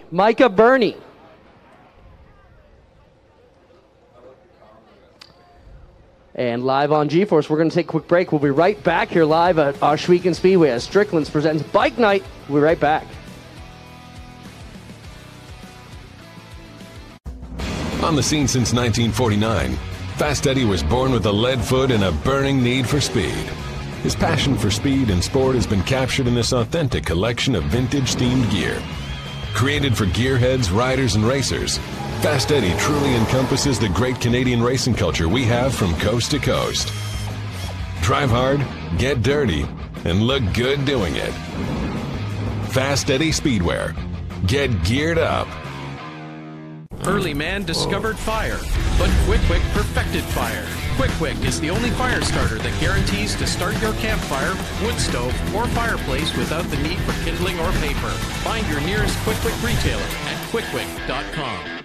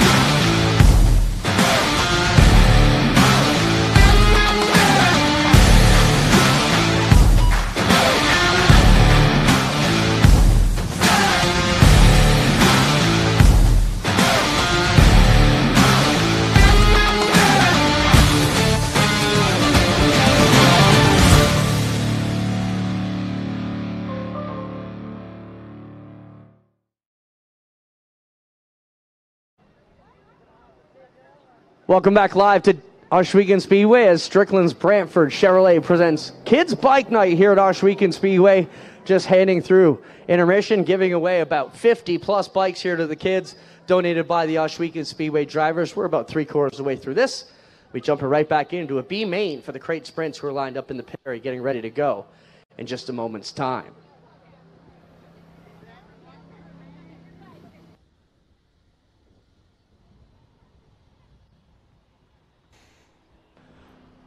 Well, Adam and Greg, it's been a good night here. Thanks to all these teams for getting down here, donating all these awesome bikes. We are going to continue to give them all away as we get through them all, but we need to make sure we've got enough bikes for the names we're still calling, and kids are still down there picking up their bikes. Yeah, so we'll give them a chance to thin things out, see where we're at, and remind folks, don't forget to be here next Friday night, 7:30 start time, all 4 divisions on the card, and it's Halloween in July, so kids will want to dress up for that one. $1,000 to win for the mini stocks. In 2 weeks' time, Cormark presents Wall of Fame and Fan Appreciation Night. So a chance to go trackside and meet your favorite driver, get an autograph and some giveaways down there. All 4 divisions on the card that night as well. And then on Friday, July the 29th, Club 54 Racing presents the NLMA Crate Late Model Tour. They'll be in town with the 360 Sprints, vintage cars, and Thunderstocks. Crate Sprints and Mini Stocks will have the night off. So that's a look at what our racing card looks like through the month of July. And, of course, once we hit August, it's going to come up on us very quick. It'll be the first ever running of the Pinty Series, the NASCAR Pinty Series on dirt, right here at Ohsweken Speedway. 2 big nights of racing. It starts on Monday, August the 15th. As Burger Barn presents the 17th running of the Canadian Sprint Car Nationals, $10,000 to the winner, plus the Quick NASCAR Pinty Series Hot Lap Dash. And then the following night, Pinty's Delicious Food presents the $25,000 to win Pinty's 100 for the NASCAR Pinty Series, plus the Knights of Thunder 360 Sprints in Action Sprint Tour. Go to OhswekenSpeedway.ca or NPSOnDirt.com to get your advance reserve tickets. Camping and all that information is available online. You won't want to miss those 2 big nights, and Adam, it's going to be quite the spectacle to see. I'm looking forward to it, Greg. Always a big party in the summer, and I know Clint's got plenty of things planned for those 2 big nights. And last week he let the cat out of the bag that Christopher Bell is coming as well. So along with Stuart Friesen, and I'm sure there'll be a few other names to join us, but that already is enough in itself. I don't know where they're getting the cars from. That's reassuring. There's only so many cars out there. Adam, we were talking to David White at the airport there leaving Newfoundland. He figures there could be upwards of 50 cars out there for dirt. I said, where are they going to get them from? He said he alone has sold 10 older cars to teams not from the series that he expects to be out here. The other name is Schrader. Not sure if you mentioned that. Ken Schrader will be in a new McCall powered car, so excited to have them. It looks like Bell is going to drive the Mark Dilley car. Adam, I don't know if you've been off this week. I don't think we got you up to speed on that, but Mark Dilley's going to step aside, and Christopher Bell will drive the Mark Dilley car here at Ohsweken. Well, that's very cool. I'd rather see addition by addition, like rather than see someone have to sit out. But Mark Dilley, he does a lot of things like that for the better of the sport. I mean, look at the people who have gotten opportunities that Mark Dilley was involved in. I mean, the Lapsevich boys, he's been very supportive of their careers. Brandon Watson. The list does go on and on. So again, just wrapping up the bike giveaway down trackside here for those tuned in on GeForce TV, as we still have a B main to come for the crate sprints. And then we'll go straight into feature time. Mini stocks, crate sprints, thunder stocks, and 360s will be the order of events here this evening. Guys, I got a couple more names I want to get out here. Allison Coquelin, come on down. Peyton Renovold, Olivia Sparks, and Carter Irwin. Come on down if we called your name. Got 4 more winners there as we try and get the bikes into the hands of the youngsters here. It really is impressive to watch this all happen, Clay. You know, from sitting up here, not having lifted a finger, but so many volunteers come in, you know, moving bikes from the back to the front, rolling them out in front of the stands, getting them all given away. I mean, it's a big undertaking, and it's gone very, very well. I don't see too many tears so far, except for Greg when he wasn't sure if he could make it down to the ice cream truck. But otherwise, that's why we're here in the tower. And I just realized that's why our headsets are corded. It's like we're literally chained to the desk, so we can't go and do anything. We are those kids at Walmart on leashes. Clint's the responsible one. He gets the wireless mic. And the day that Clinton is the responsible anything. Yeah, like, how did that happen? I may be the oldest, but the least responsible.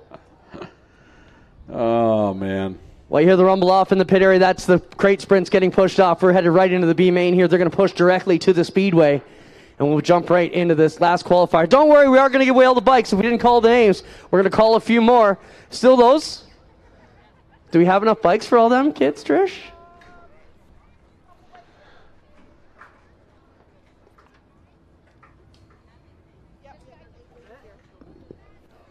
All right, last call for these names.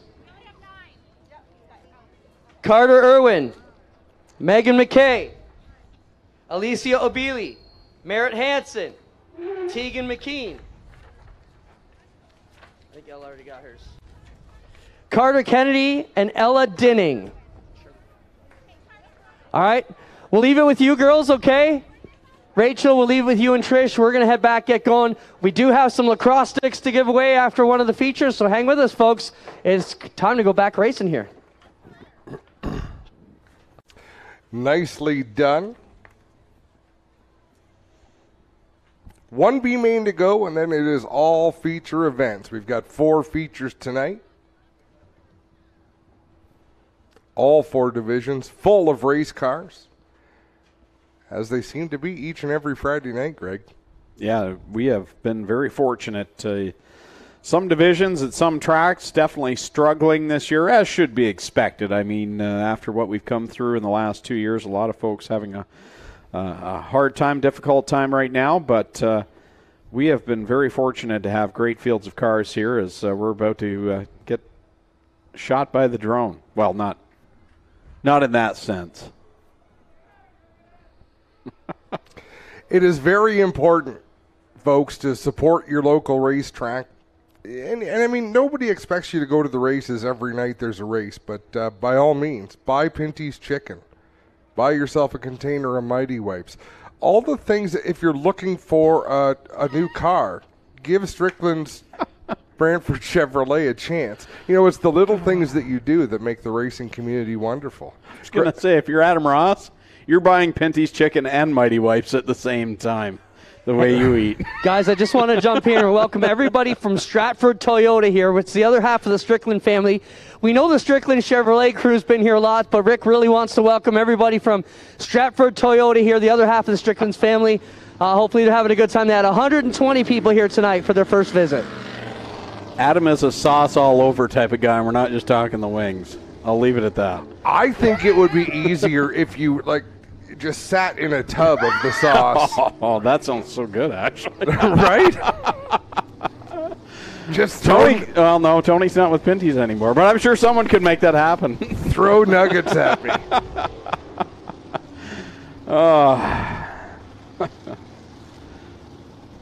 All right, last chance qualifier for the Strickland Brantford Chevrolet Crate Sprint Car Division.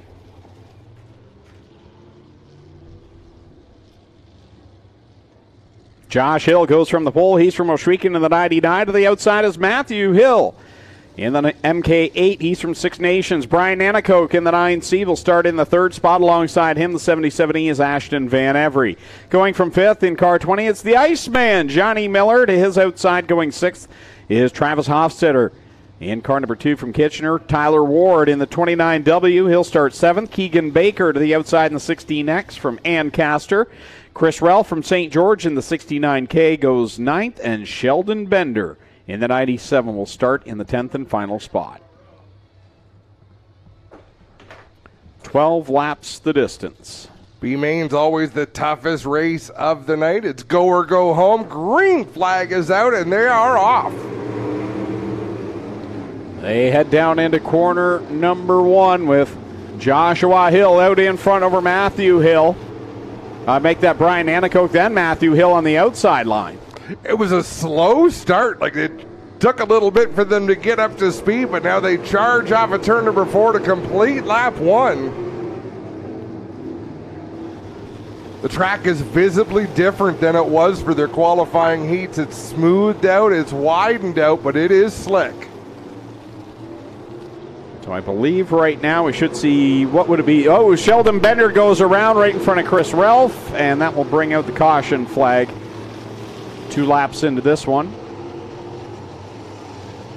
The 7 will transfer. 7 seems like a strange number to me. I would think. Well, there's 31 cars. We start 28. There's 10 in the B main. You take away 3. So we started, okay, yeah. So we started 7 qualified out of each heat then, I guess. I thought it was 6. So, yeah, you should be right. Let's go with that. 7 from each, guys, and the B, correct.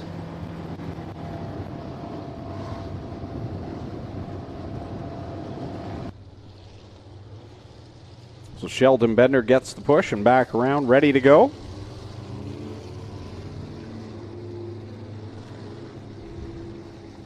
I want to welcome everyone from Strickland's here tonight. Hope you're enjoying your trip to Ohsweken Speedway.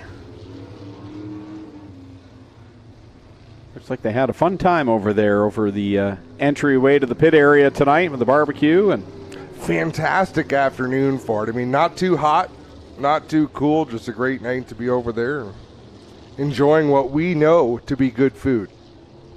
Yes, we do. First, I don't know if it was for us, but we ate it. It's easier to beg forgiveness than ask permission. Green back out with Joshua Matthew Hill out in front of Brian Anacoke. Oh, that's a bad one on the front straightaway.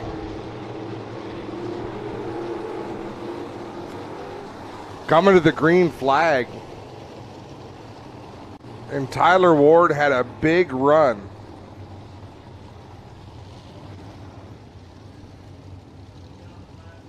As Keegan Baker was kind of coming across the racetrack, and Tyler Ward, frustrated, I'm sure the adrenaline is just a pumping, because that was a pretty wild ride along the concrete. Let's have a look at this replay from our speed shot. It's going to come right into your lap. Wow. Hard hit. I think Keegan was not in position to get around the cone. Spencer, I'd like to see that again. The cone, you have to pass to the outside of the cone. You cannot make a pass until you get by the cone. It's the only reason I can think that Keegan was turning his hard right on the front stretch. Well, guys, first thing we can tell you is Keegan's climbing out under his own power. Tyler Ward already out under his own power, so that is a good start to the situation here, if there is anything. The cars directly on top of each other here in turn 1 or just at the end of the concrete fence. And Tyler Ward's car all up on top of the 16X down here. So back him in here Man, the left rear of Tyler Ward's car, just about in the cockpit. Let's see where Baker is. Look at the pylon on the racetrack. And, yeah, Baker's way too far to the inside. Had to take evade. And that's just being a rookie, Clint. That's all that is. Keegan, are you okay? Yeah, I'm all right. What happened out here? I tried to go down a little too low and I came up. That's my fault. Rookie mistake, but he handles it like a man, guys. Keegan, how old are you now, buddy? 15. Just 15 years old here, guys, trying to learn this craft of sprint car racing. A champion in his own right out of the micro sprints, and they're going to figure this one out, guys. Man, that's a hard hit by Tyler Ward into the wall. Just chewed up that right side wing, the front portion of it. Hopefully the rear end of that race car is okay. Obviously the front end is going to be tore to pieces. The engine should be fine. But that was a hard hit. Not that that's a good ride, but I think that's a situation where that new poured concrete wall was probably a good thing rather than the blocks with juts. And look at that. Just ground. Dave Hunsinger, you need a pair of shorts? You going to be all right there? Mighty Wipes? He'll take a case. Just chewed up there. So, man, oh man. Safety crew will get in there and try and separate these two cars as we watch it yet again. And you get the trajectory of Baker's car coming off of turn number 4. The only way you learn how to do that is by doing it, right? You do trial and error and figure out how it's done. Well, looks like they've got them separated. Credit to Tyler Ward for climbing out of his car frustrated but not making the scene worse than it was, because you know he's got to be angry. Yeah.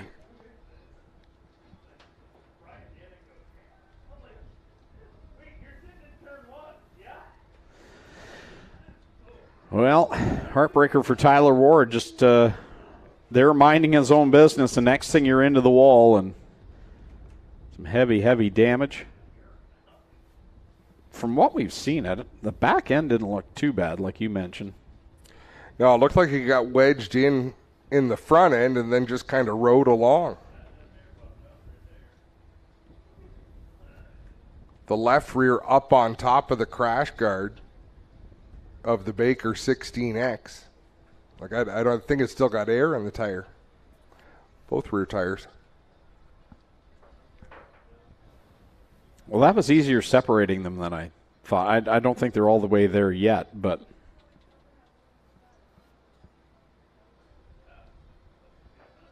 I thought they were pretty intertwined there for the moment. I thought we were going to be a little bit longer, but they're still working away. So we're going to let the safety crew do their work down there, and we'll be back on G-Force TV with the remainder of the B-Main for the crate sprints. So who exactly is Fast Eddie? More than just a man, it's the mindset that runs through our blood like oil through an engine. Whether on the track or on the street, Fast Eddie is the spirit that drives us to go fast and keep going. Born in 1949 with no time to look in the rear-view mirror, every story is worth telling, and every piece of Fast Eddie apparel has its own. Celebrate our mindset. This is Fast Eddie. This is combustion culture. FastEddieSpeedway.com. Well, good evening, everybody. Welcome to our weekly race chat. Adam Ross and Clinton Jeffrey are live and interactive every Tuesday night. Rivals Race Chat is your home for race discussion, debate, news, interviews, and more. They'll even take your questions and comments live on the air and talk to some of the newsmakers each week. Tune in every Tuesday night at 8 p.m. on G-Force TV. Early man discovered fire, but Quick perfected fire. Quick is the only fire starter that guarantees to start your campfire, wood stove, or fireplace without the need for kindling or paper. Find your nearest Quick retailer at quickquick.com. Back live at Ohsweken Speedway for Strickland's night here and Friday night excitement as the wreck has been, for the most part, cleaned up down in corner number 1 between Tyler Ward and Keegan Baker. As we'll have another look at the replay. Think of the damage we could do if we had a telestrator. Yeah, what happened to that? I'd be circling that so hard. What boat is it on coming overseas to us, Spencer, and how long will it be till it's here?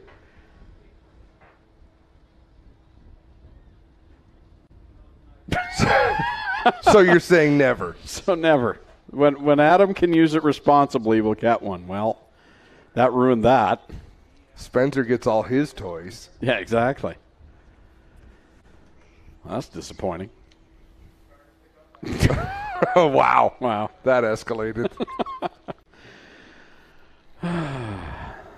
That'd be a fun night. One night on G-Force, we're going to have Spencer Goes Live night, so everyone can hear. It doesn't happen often, but Spencer chimes in when the time is right and puts us directly in our places. It would be high-rated and definitely not G-rated. On a night where things don't work, that would be ideal. You think we lack decorum. But Spencer has to be on the chip like that. Oh, Tyler Ward's car. Pulled back into the pit area, out of harm's way.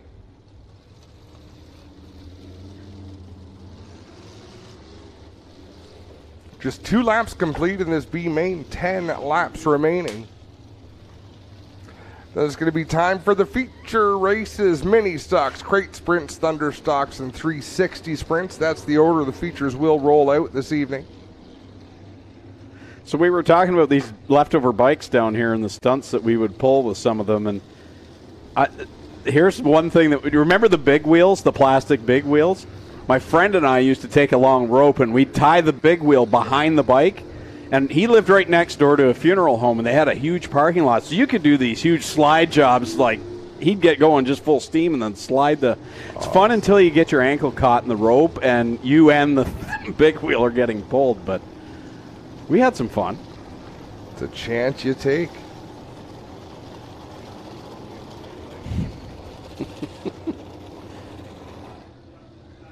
White flag is out. We'll get back to racing next time around with 10 to go.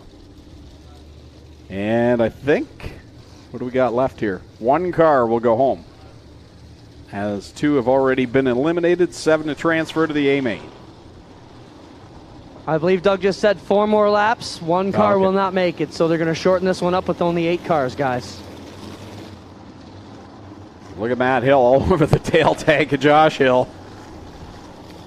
Little bumper 11 being delivered by Hill to Hill. It's Hill over Hill. Here they come to the green flag. Back at it, and Joshua Hill gets a great restart. Brian Anakoke in that 9C down to the inside of Matt Hill, looking for the runner-up spot as they head down into corner number 3.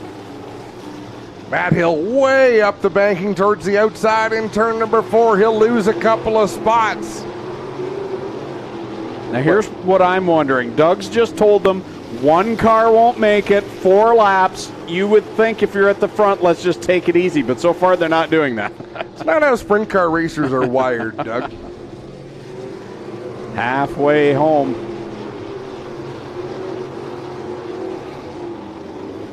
Says Dave Hunsinger, but I think we're less than that, are we not? I thought we were, but I'm not going to question his math.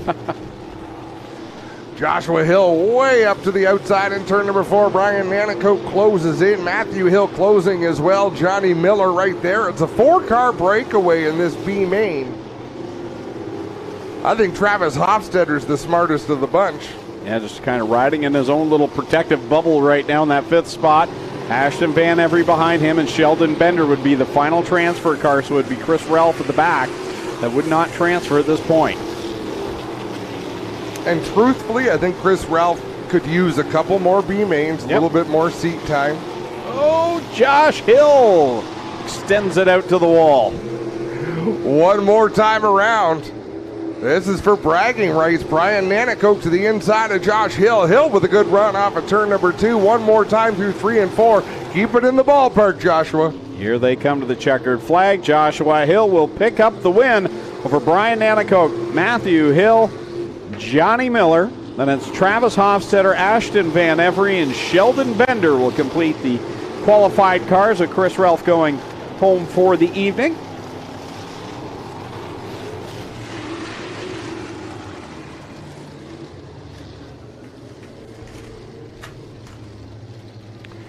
That's it. That's all. It's time for feature events.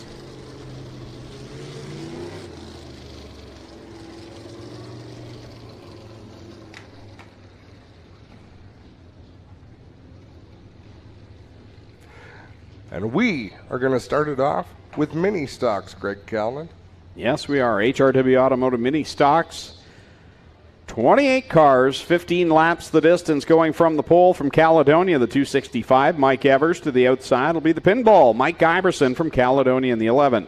Starting in third from Dundas, the 69 is Rob Twitchett, and going from fourth from Paris, the 79 is Steve Miller. Rolling off fifth from Ohsweken, the 188 is Paul Longboat. And to the outside in the sixth position from Brantford, that'll be the 1A of Ashton Dickey. Starting in seventh from Waterford, the 4 is Wade Thorne. To his outside, the 11E from Linden. That's Jeff Elslager starting 8th. 9th from Hamilton is car number 2, Matt Newell. And going from 10th from Hamilton, the 12th, Don Deagle. Starting 11th from New Hamburg, the 21H, Ryan Hiller. And from Smithville in the 6X, it's Mike Sarantakos rolling off 12th. Starting from 13th from York in the 9, it's Tim DeBoer. And from Port Colborne, spit it out there, Jethro. It's going to be John Lubeck in the 14L. And then our most recent winner from Ancaster. In the 16, it's Fabio Oliveri. Starting in 16th from Hagersville, the 23 is Dusty DeBoer. And starting in 17th from Waterdown, the 01 Tristan De Silva. Rolling off 18th from Brantford, the 64 of Nick Erskine. And starting in 19th from Thorold, the 96, Tyler LaFantasy. Clinton Barrick is in the 20, the starting spot. He's from Port Colborne as well in the 09. And in the 114 from Welland, Kyle Rothwell starts 21st. 22nd, Tim Newell from Hagersville in the 26. 23rd from Stratford, the 54 of Christopher French. 24th from Hamilton, the 81D is Crystal Sewells. 25th, Jeremy Hughes from Burlington, the 10J. Eric York rolls off 26th. He's from Smithville in the 51. Jason Tolton starts 27th. He's from Guelph in the 1. And Chris Armstrong from Waterdown, the 10X, starts 28th. White flag is displayed as the field rolls behind the Strickland Pace truck. Next time by, we'll go to the green flag. 15 laps the distance for the HRW Automotive Mini Stocks. Great looking field of cars. They look fantastic under the lights. I got to welcome some special guests here tonight, Greg, from Cal Tire. People from a few stores. He doesn't like it when I call him my boss, but he's my boss. Jason's out there somewhere. Todd Sutherland. Here to watch Rob Twitchett in the 69. There's a ton of links at the racetrack to people that work at Cal Tire, which I didn't realize until I worked for Cal Tire. Ready to go to the green flag. Tyler LaFantasy, the point leader, coming into tonight over Jason Tolton, Nick Erskine, Dusty DeBoer, and Tristan De Silva. That could all change and shake up as they all fan out heading down into 1. Mike Evers out in front, and then it is insanity behind them. Wade Thorne and that number 4 in the second spot. They're 2-3 wide behind. Here they roll through corner number 3. Elslager up off the high side. Make that Giberson in the 11. On the high side, trying to gather it back up mid-pack. He'll drift all the way back.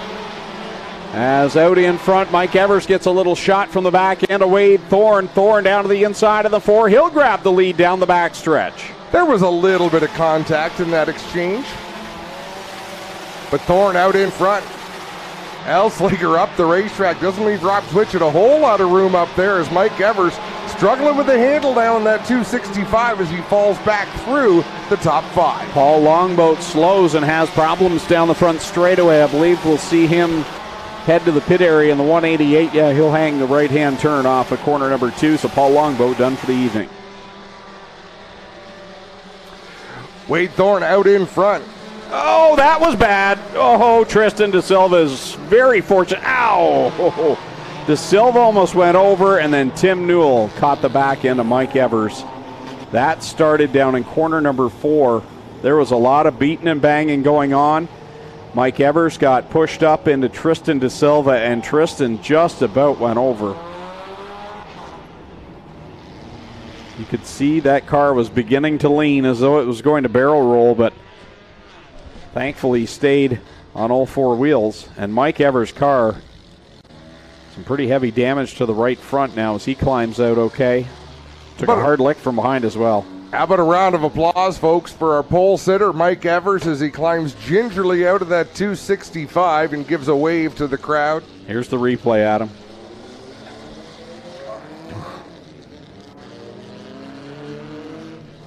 So it starts, if we can watch that again, Spencer, it starts when they're rolling off of corner number 4, right down by the wall, and you'll see Evers kind of get shot up into De Silva, tagged his left rear end that sent him sideways, and the car started hopping and bouncing. So we'll take another look at it here in a moment. Watch down along the wall in corner number 4. He's right beside that red and yellow car. Sends him right up in front of De Silva. If not for the car beside De Silva, I think Tristan, if not for Nick Erskine, I think De Silva would have flipped up over the wall. Yeah, it looked as though that was the case there. It kept him on track. Well, Mike had a fast car here tonight, but it is going to go to the pit area on the hook here, as well as Tim Newell's 26, who had nowhere to go, basically. Well, Mike says he's not impressed, disappointed, but he's all right, so that's good for the veteran here. We'll get these cars picked up here. The Newell machine already with the rat out of it. It's going to need to get back there. We'll get another tow truck here and get this one picked up as well.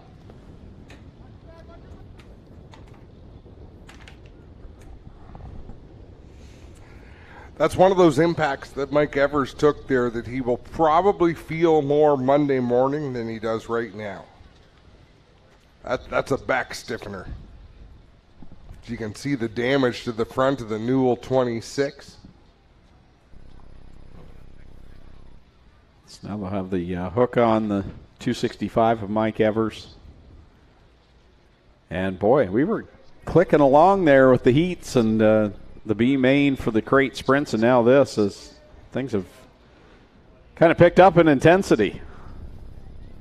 That's why there's that big streak of dark cloud across the sky. That's like little artist rendering to show the drama ramping up.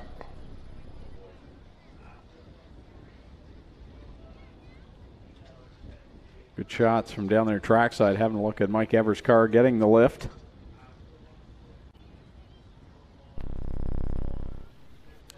Clinton Jeffrey right in the midst of things, as he usually is. There, they got the front end of Evers' car picked up. Should be able to haul that back to the pit area. You know, we have the best push crew around, but they said, hey, what if we turn some of these push trucks into extra tow trucks and speed up the show? And this is one of their inventions. I'm loving it. It's work. We've ordered another one to keep things moving along and, keep things cruising, guys. Yeah, it does the trick. The way that feature started, I don't think anyone's surprised that we're looking at what just happened, because it was wild from the drop of the green flag. It was 3 and 4 wide down into the very first corner, and it really never stopped. Just cars moving backwards, cars moving towards the front, picking different lines. And Mike Evers just ended up in the wrong spot at the wrong times. We'll send it down trackside to Clinton Jeffrey with the Case IH track report. Well, we got a bit of fluid down here and some scars where the rims have come through. This won't take the guys much to get going, guys. We'll fix this one up. They've got Speedy Dry on it. We'll be good to go.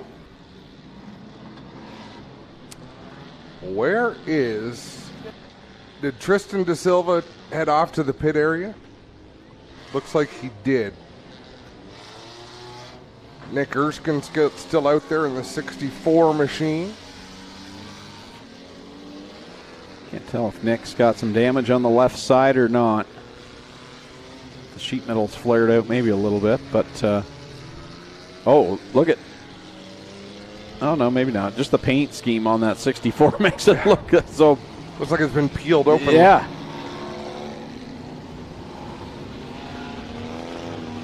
Crystal Sewell's still stopped up in corner 3, so we'll need a push there, and we'll wait and see if Tristan De Silva can make it back out. It's hard to tell looking back into the pits because there's a lot of sprint cars being pushed over towards the warm-up track. There's some tow trucks moving around back there. From our vantage point, De Silva would be pitted way off behind sort of Glenn Steyer's pool house from here. We just saw the side shot there, Nick Erskine. Everything looks okay. Maybe some damage. The driver's door towards the front, but looks everything's A-okay around the tire and the wheel well areas. They're pretty durable race cars. You can see the right front shows some sign of contact there, so hopefully that's still well attached to the race car, but we'll know in a hurry if it's not.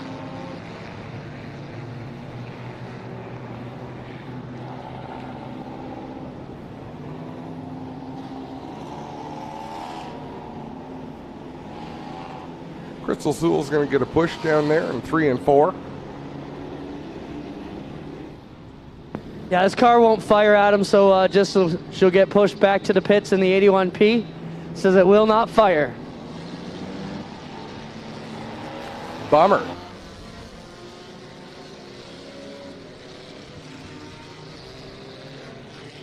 Well, we were able to get 3 laps into that one, so 12 still to go here for the HRW Automotive Mini Stocks.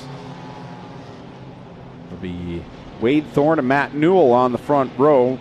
Wade choosing the outside line on this restart. White flag will be displayed this time by.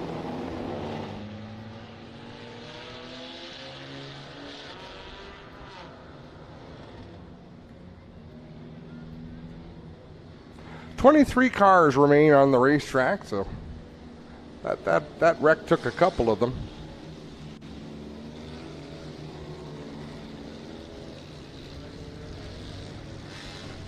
Who's it going to be this week, Greg? Well, we would have said before Tyler LaFantasy, but after Fabio broke that streak, I guess it's open for debate right now. And I'll tell you what, as we fire things back up, let's do it with a quick fire starter. Fire it up, the sights and sounds of the HRW Automotive Mini Stocks.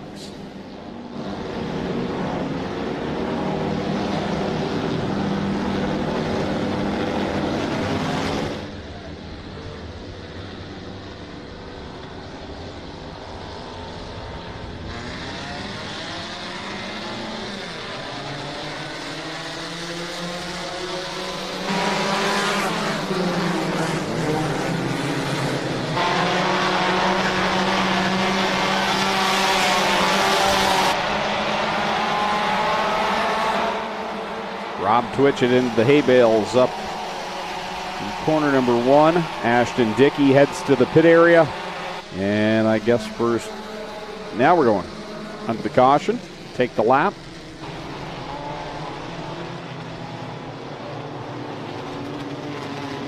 Well, they fired it up and fired it into the hay bales. Now that hood might not look like much to you, but Rob Twitchett is only 4'6". So it buckled up that high would completely block his view. Wow. He looks bigger on Facebook.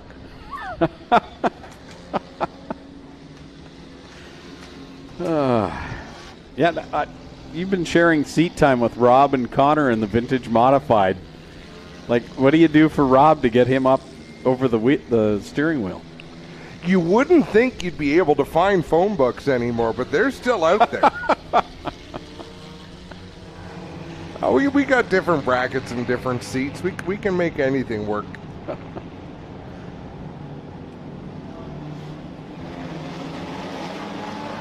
All right, well. What he lacks in height, he makes up for in sheer anger. Wow. Oh, I see. So Hiller had a problem there in the 21, and there was just no room left for Rob at the end. Should be able to come back, and there he is poking his way over turn number 3. Would have had some of that. Oh, my goodness. One of the things that Mike Evers said to me, crap. The start of the night, he says, I've got to be faster tonight. I put some fresh paint on this body. Oh. Yeah, it's not fresh anymore. No. That information would have been timelier if I could have remembered it, but that's okay. You're still sick. So Twitchett makes it back out. Ashton Dickey makes it back out. We'll stack them up again, and we're going to go back to green flag racing, where there is now 4 laps complete. Shall we try it again? Quick, fired up, take 2.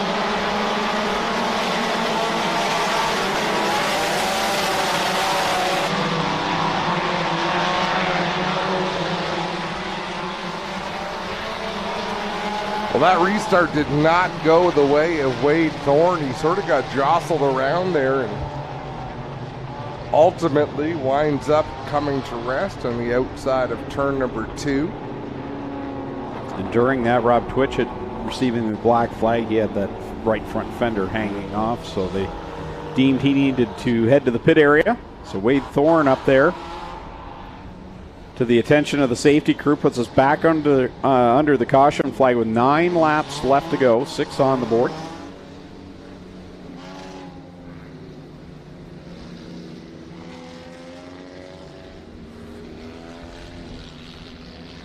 Fabio Oliveri, the leader, and Tyler LaFantasy behind him. The only 2 drivers with victory so far in the HRW Automotive Mini Stocks in 2022. Got to say hi to John Carley and the gang up at Sauble Beach, Sauble Falls Tent and Trailer Park. Of course, John Carley, the new promoter, general manager up at Sauble Speedway. We're going to be heading up there fairly soon when the APC series heads up Highway 6. I always look forward to trips to Sauble Beach until I have to drive home. But there's just no simple, easy way. You know, I can't complain. I live in Cambridge. So, you know, you have to go another 40 minutes once you get there. Clint has another hour and a half to go from there. But great destination racetrack, folks. If you haven't been to Sauble Speedway, it's well worth the trip. Yeah, it's definitely a cool place. I got to visit there last year for the first time ever, and definitely will be back sometime in the future. But get the chance, check it out. Great tourist area. We're ready to get back racing here with Fabio Oliveri and Tyler LaFantasy on the front row with 9 laps left to go. Here we go back at it.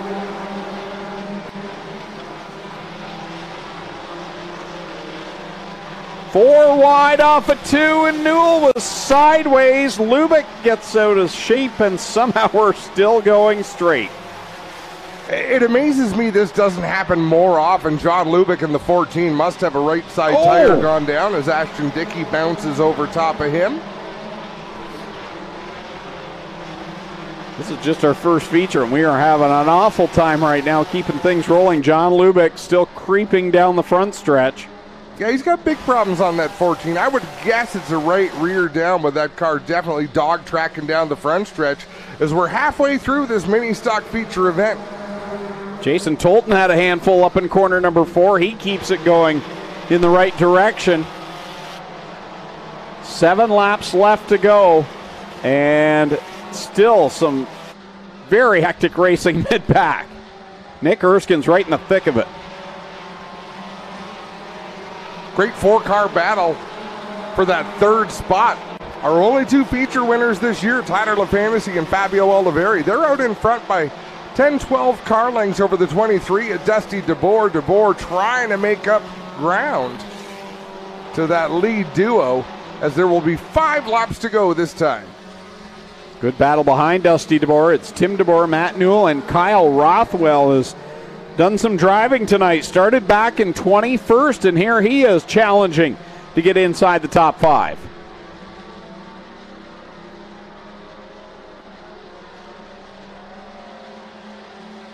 Tyler LaFantasy out in front. Opens up a little bit over Fabio Oliveri. Oh, further back, Jeff Elslager and Ryan Hiller in the 21 go for a long slide across the front straightaway down towards Victory Lane. Wow, it's been one of those races tonight. Sometimes it's clean and green, and sometimes it's this. And we're seeing some great racing action from it, but we're seeing also some calamity. Out in front is Tyler LaFantasy now pulling away from Fabio Oliveri. Good distance back to Dusty DeBoer, who now has some company, and it's Matt Newell in the 2, Kyle Rothwell and Tim DeBoer right behind him. Yeah, lots of company for Dusty DeBoer in that 23. There's 2 laps to go.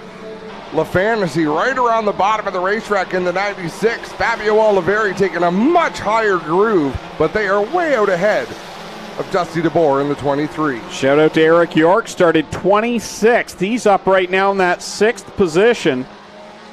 Having a good solid run in the 51. Make that 7th. One more time around to settle it. Ashton Dickey, slower car. Keeds way to Tyler LaFantasy down into turn number 3. LaFantasy gets by him. He's got a sizable lead. He can coast home from here.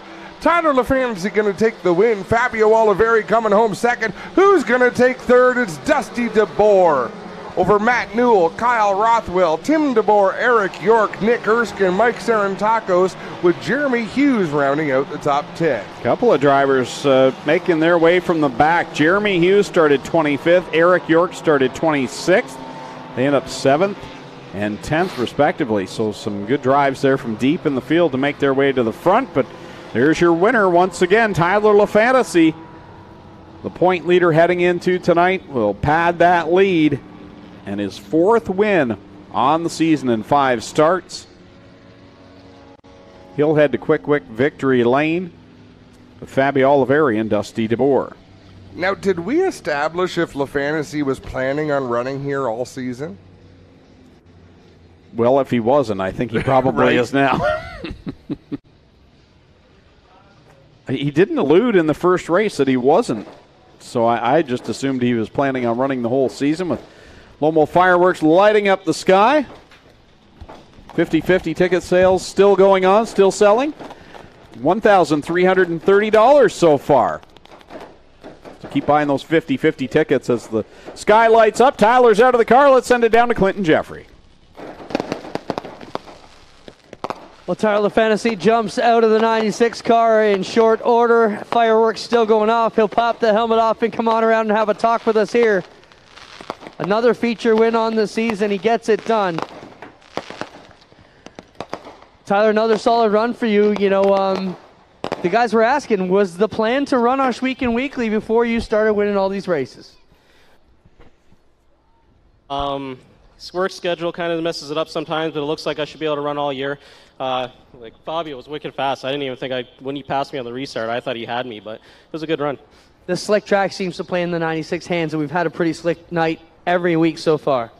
Yeah, this car loves slick. When you get in the tacky, it just seems to bog it down too much, but with the slick track, it just likes to fly on it. Did the point leader continue to extend your lead? Congrats, Ty. Thanks a lot. Tyler LaFantasy gets it done here. We'll move over here and talk to Fabio. Fabio, solid run for you. No, you're on paper. You're one of the guys we expect should be battling with Tyler week in and week out. Second here, nothing to be ashamed of. Still a great run here for this 16 car. Oh, we had a quick bobble and probably about 5 to go, and that's when Tyler passed me, and I just couldn't catch him. He was fast on the bottom. He's always been fast there, and hopefully next week we come back out and we have another win, or both of us on the pad again. Solid points night. Can I get thank you for Sean Landry, driving with Haley, Oliveri Construction, Firehouse Training, and yeah, that's about it. Gaylor Equipment and Kubota. There you have it. We'll get over here. Ken will get his picture. I hope I didn't walk through that. Mr. DeBoer, solid run for you, Dusty. You know, you got to be happy whenever you can land here in Quick Victory Lane. Even if you're not in the top 2 spots, still a great finish to your evening. Yeah, this year there's a lot more of these newer cars, so everyone's kind of fighting for the same lane, and I was able to get a couple good restarts there and gain a bunch of spots. There was one where Ryan Hiller got turned sideways, and he caught the side of me, but I just squeezed through. But I'm pretty happy. These guys are the ones that have won races so far, so to be next to them, that's pretty good. And thanks to Mert Timsonato, Caledonia Auto Supply, for helping us out to get here. Right on, get in there. Dusty DeBoro finished third. Fabio Oliveri will be second. Tyler Fantasy will be our winner here tonight. We'll be right back after a quick break, live on G-Force TV.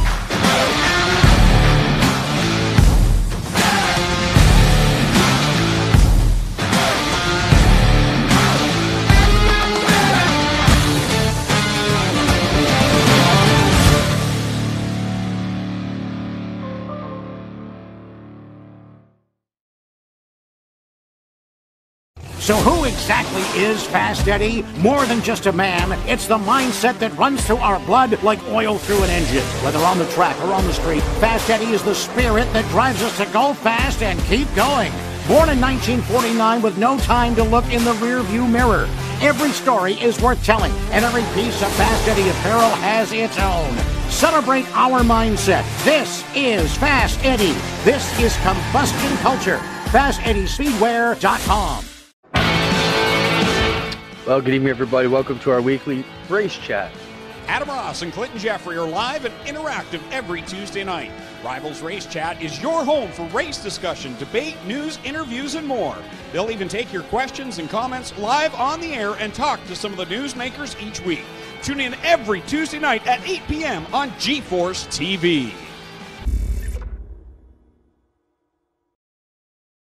Early man discovered fire, but Quick perfected fire.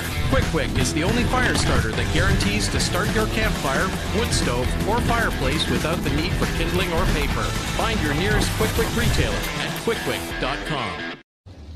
G-Force TV at Ohsweken Speedway on Strickland's night. Friday night excitement. Heat make that feature number 2 on the track. Adam Ross with the starting lineup. Starting on the pole from Waterloo in the 19D, it's Alan Downey. Alongside him from Stony Creek, the 24A is A.J. Lewis. Brett Stratford drives the BS39. He's from Wainfleet. He'll start third. Starting fourth from Temesford, the 7 is Eric Gledhill. Starting fifth from Kitchener, the 50 LS is Adrian Staley. Alongside him from Rockwood, the 74 is Rob Neely. Starting 7th in the number 4 from St. Thomas is Jesse Costa. Starting 8th from Brantford, the 49L is Lucas Smith. Starting 9th from Freelton, the 12 Double D is Darren Dryden. Starting 10th from Temesford, the 45 is Curtis Gartley. Starting 11th in the 3S from Mossley, it's Austin Rose. Starting 12th from Ancaster, the 26X is Terry Baker. Starting 13th from Ohsweken, the 77T is Tyler Powell. Starting 14th from Temesford, the 14 is Larry Gledhill. Starting 15th in the 2M out of Georgetown, it's Steve Murdoch. Starting 16th from Ancaster, the 51 is Trevor Young. Starting 17th from Brantford, the 88 is Lance Erskine. Starting 18th from Port Colborne, the 16R is Seth Roy. Starting 19th in the 94 from Rockwood, it's Ryan Fraser. Starting 20th from Hagersville, the 14T is Noel Teal. Starting 21st from Font Hill, the 08 is Stephen Beckett. Starting 22nd from Ohsweken, the 99 is Joshua Hill. Starting 23rd from Ohsweken, the 9C is Brian Nanakoke. Starting 24th from Six Nations, the MK8 is Matthew Hill. Starting 25th, it's the Iceman from Six Nations, number 20, Johnny Miller. Starting 26th from Kitchener, the 2 is Travis Hofstetter. Starting 27th in the 77E out of Ohsweken, it's Ashton Van Every. And rounding out the field, starting 28th from Listowel, the 97 is Sheldon Bender.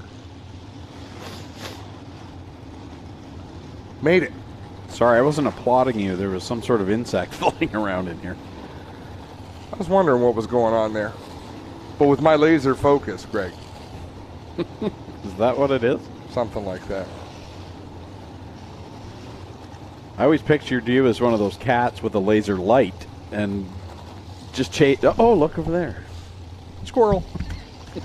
If they could make the laser light look like a hot dog or an ice cream cone or something, you'd see some action. Well, Tyler Powell is having some issues over there, and he's been parked on the backstretch for a while. Clinton Jeffries down there having a look, and not sure what's wrong. They're trying to light up the situation down there in the Juniors Riverside Bait and Tackle 77T. Be a shame if Tyler can't start this feature event. He's really in the last handful of weeks has just turned it on and got his start during the COVID break and made some starts at Merrittville and Humberstone. But are they swapping transponders out? Oh, maybe. But hopefully he can get things going and rolling, because Tyler Powell has really come on here and into his own.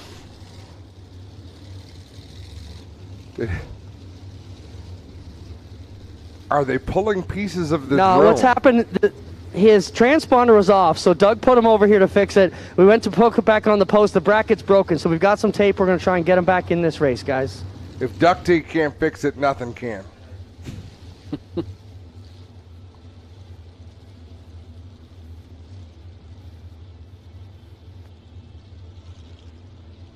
Now the beautiful Ohsweken sunset.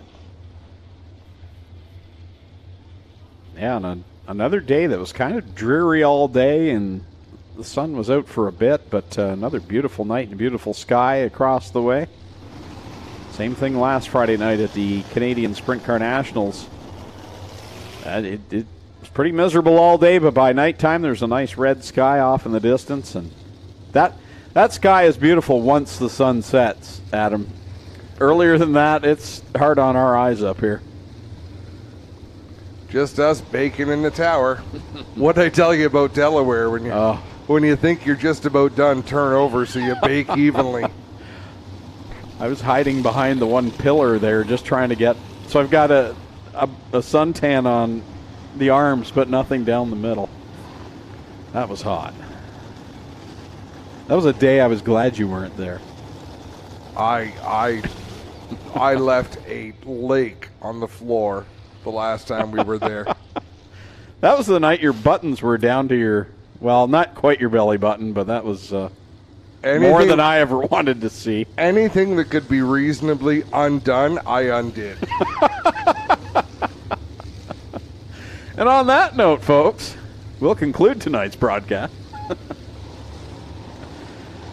Well, let's get to some racing. The Strickland Brantford Chevrolet Crate Sprint Car Division, Alan Downey, A.J. Lewis will bring us to the green flag. Rick Scott pulls it up. The pace truck off the backstretch. We're ready to go 20 laps the distance.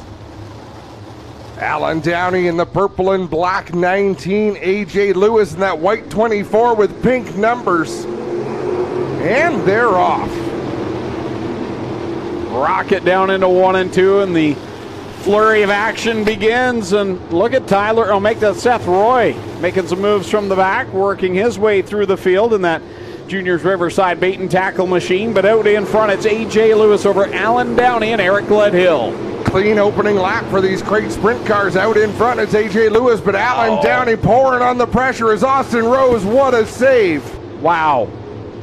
Had every opportunity there to cause a big wreck, but got things going straight, and we are still under the green flag. 2 laps on the board. Out in front, it's Alan Downey, A.J. Lewis, Lucas Smith, Eric Gledhill, and Brett Stratford right now complete the top 5. A.J. Lewis is fighting a loose condition in that 24. He's scrubbing off a lot of speed on corner exit. Alan Downey has that 19 hooked up, but so does Lucas Smith in the 49. 3 of the top 5 of the points right now running in the top 5. Lucas Smith in that 49L running in second. He's the point leader. Eric Gledhill running 4th. He's up there in the 2nd spot in points. And Brett Stratford's had a solid year. He's in the top 5 as well. Man, further back in the pack, they are making some dicey moves. Lots of racing room out here tonight. As Alan Downey leads the way, he's about a straightaway off from encountering lap traffic. And when they get there, it's going to be hot and heavy. Alan Downey works it across the stripe another time. Top 4 broken away from Brett Stratford. Right behind him is Jesse Costa, and then the first battle on the track, Darren Dryden and Rob Neely. A.J. Lewis starting to figure things out in that 24. He hadn't dropped back too far, but he was so loose he was struggling to make speed. Lucas Smith has a look to the outside of our race leader, Alan Downey. They're going to drag race down the backstretch, but Downey still with the advantage. Good fight back there behind Brett Stratford for 6th spot. Jesse Costa, Darren Dryden, Rob Neely all going back and forth. And Costa, who is marching towards the top 5 now, kind of has fallen into the grasp of this battle. Lucas Smith out in front. He's pulling away from Alan Downey. A.J. Lewis and Gledhill. They're going to split Downey. Gledhill to the inside. No, Lewis loses ground in turn 4. Lucas Smith works down to the inside of Ashton Van Every as we see the battle there between Eric Gledhill and Alan Downey. That 2nd spot. Give it now to Eric Gledhill, who already has a feature win this year in that Oakwood Transport number 7.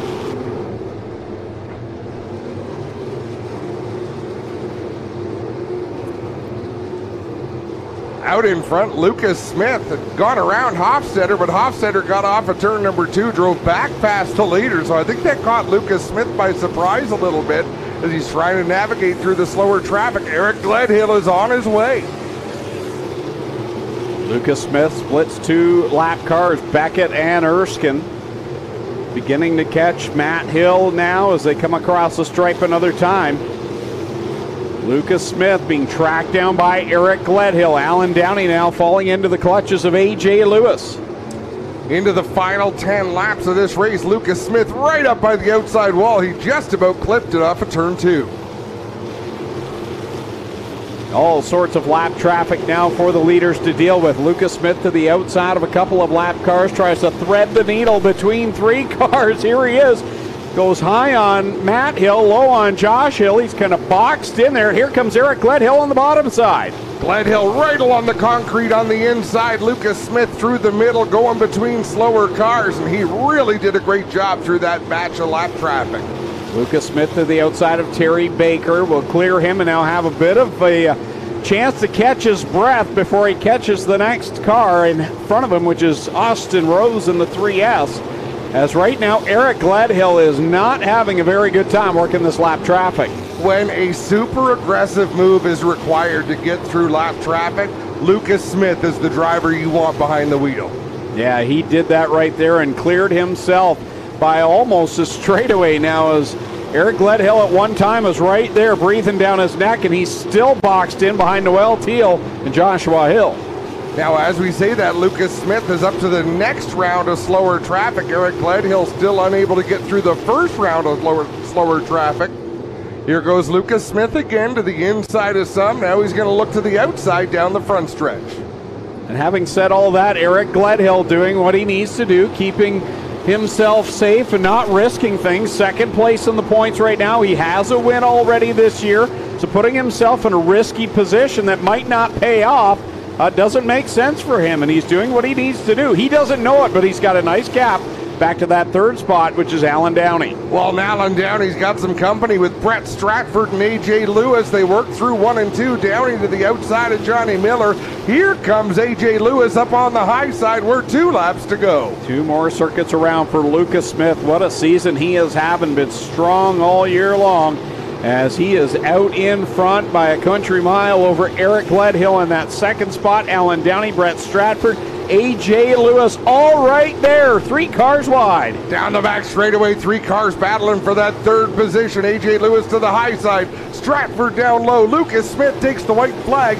He's heading down the back straightaway with a full straightaway lead. Wow, what a race for this 3rd spot. A.J. Lewis has the position. Brett Stratford down to the inside of Downey takes that away. They're trying to get by Noel Teal as Stratford pulls away. Checkers out for Lucas Smith. He picks up the win. Off of corner number 4, Eric Gledhill will take 2nd. 3rd at the line is going to be the scoring says A.J. Lewis over Brett Stratford. So here we go again. I'll want to look at this replay. Transponders indeed say A.J. Lewis over Brett Stratford.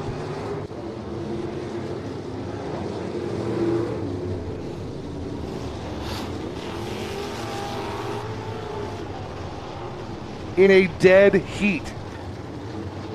dead heat to the 1,000th of a second. So Lucas Smith, Eric Gledhill, and A.J. Lewis by scoring the top three. Lucas Smith, the point leader, picks up his first win of the season here at Ohsweken, but pads his point lead over Eric Gledhill, but not by much as Eric finishes second in this one. And A.J. Lewis will take third, but that was a close one at the line, Adam, as Lone Wolf Fireworks light it up again. Well, guys, as Eric Gledhill gets out of his car here, you can the left front all tore up. He barely made it to the finish of this one with the flat left front skidding in here to the second place on the podium. We'll make a move over here as Lucas Smith gets up on the roof and gives us the checkered flag as the winner here tonight. Lucas Smith will hold it up and get it done tonight. Not everyone commits to the full wing dance anymore, but Lucas Smith right on up there. That's going to be a good shot with the fireworks in the back, as you can imagine. A pumped up Lucas Smith going to come down here. We spoke to him last week in third place. And another great drive for the 49L. He will shake hands with Eric Gledhill. Crew over here to give congratulations to Lucas Smith. Lucas, what a drive, man. Come on right in front of this car so we get all your sponsors on there. What a great night for you. You know, you've been on this podium a lot, but tonight you get it done, man. Yeah, it feels so good to finally get it done. You know, we've had like a 3-year drought. We've come so close so many times this year. It feels so good to finally get it done. Let's talk about how you have to be there before you can actually win one, and you've been doing that, Luke. Yeah, you know what? We came into this year and said, you know, we're not going to try, like, blow our brains out, trying too hard like we have so many times and just tune ourselves to literally last place. We just went out there, just took it cool and calm, and, you know, we said as long as we keep finishing up here, the win will eventually come. And yes, it finally came. You can't ride, though, right? You got to keep going, and these guys were talking about you splitting lap traffic. A wild night for you. Yeah, for sure. We were splitting lap traffic, and I was, you know, you're trying in your head to say, like, slow down, buddy. You can't win overall at the end of the year if you crash out of this race. So, you know, it's easy to, especially from up there in the booth, Adam and Greg, to say, you know, guys, you got to slow down. You're taking way too many risks. And I'm sure the guys back in the pits and even my wife and mother-in-law at home are like, dude, what are you doing? But I just can't not go for it. Not tonight, they're not. Congratulations. We were all for it. We were all for those moves tonight, Clint. They were beautiful. Lucas Smith drove his tail off, and he earned that win. Get over here and talk to Eric Gledhill. Eric, you got a flat left front. You barely made it to the podium here. When did the left front go down? About halfway through the race, I caught the wall going in 3, and I thought, oh, this isn't going to be good. But the track was good tonight. We kept driving. There's no backing down in sprint cars. So I want to congratulate Lucas. What a hell of a ride he had. So big thanks out Bar Motorsports and the boys, Oka Transport, Butler Built, Fairbanks Auto Body, AV Utilities, everybody that helps with us. It's awesome to be up here. Thanks to the fans for being here also. Without you guys, there's nothing. So. Right on, Eric. Eric Gledhill will grab second. You know, guys, I remember it wasn't too long ago when Eric was almost a contender. Now he's solidly in that role. A.J. Lewis, back to your glory days of the Thunderstocks, man. You lived in this spot. We could have named this A.J. Lewis Victory Lane 15 years ago. How good does it feel to be back in the top 3 solidly on multiple occasions already? Yeah, it feels pretty good. We're real happy with our result. We're a little bit too free tonight, but, you know, just got to log laps and make the right adjustments. I think we'll be there. Right on. A.J. Lewis will finish third tonight. Eric Gledhill will finish second. Our winner tonight, Lucas Smith. And we'll look at a quick replay of the battle for third here live on G-Force before we jump off to a quick commercial break. Clint, I think we need a start-finish line. Like I really do think, even if it's a light, something. We do have a finish line. It's buried in the dirt, and whatever number comes up on that board is your finish line. Came up as a dead heat. I argued with you in the wintertime. I said you and Doug Leonard are both mistaken on how you determine these things, and Well, you're mistaken tonight because Brett Stratford finished third. I can love you for causing all that drama for me, buddy. Thank you very much. Do it for you, sunshine. We'll be right back on G-Force TV.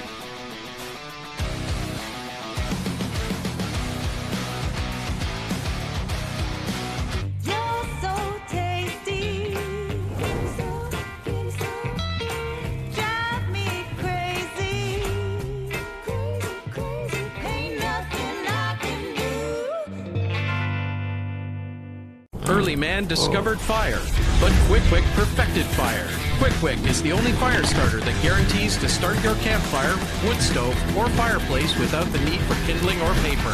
Find your nearest Quick Quick retailer at quickquick.com. Well, good evening, everybody. Welcome to our weekly race chat. Adam Ross and Clinton Jeffrey are live and interactive every Tuesday night. Rivals Race Chat is your home for race discussion, debate, news, interviews, and more. They'll even take your questions and comments live on the air and talk to some of the newsmakers each week. Tune in every Tuesday night at 8 p.m. on GeForce TV.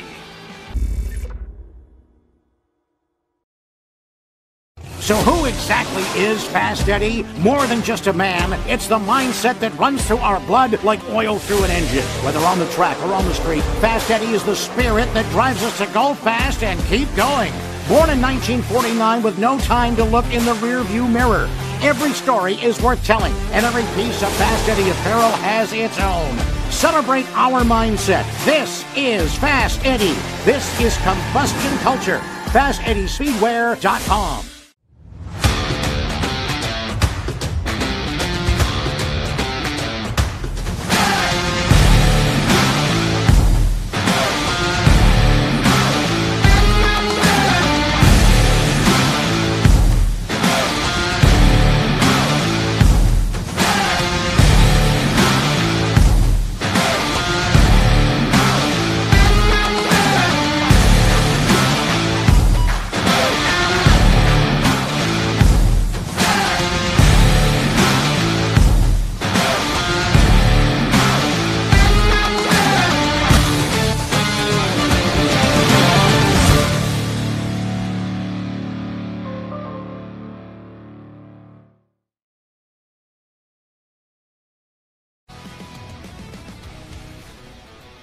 Welcome back to Ohsweken Speedway. Well, hey, I Adam. was just going to let you lead it in. I'm just talking this over with Doug Leonard, and Doug is telling me it's officially a dead heat. Their transponders measure the exact same spot. Doug, what's the story? Confirming, looking at the video replay, and that they went across the line almost the same, and confirming with transponders here up in the tower with Kenzie Trutchka and Nathan Christensen, and it was a dead heat between the 24A and the BS39. So we have a tie for third place. So it will be a tie. They will split the money and the points. Is that what we're understanding, Doug? We will combine third and fourth positions. Combining both positions, Doug? Sorry, come back again, Clinton. Combining both positions is the question.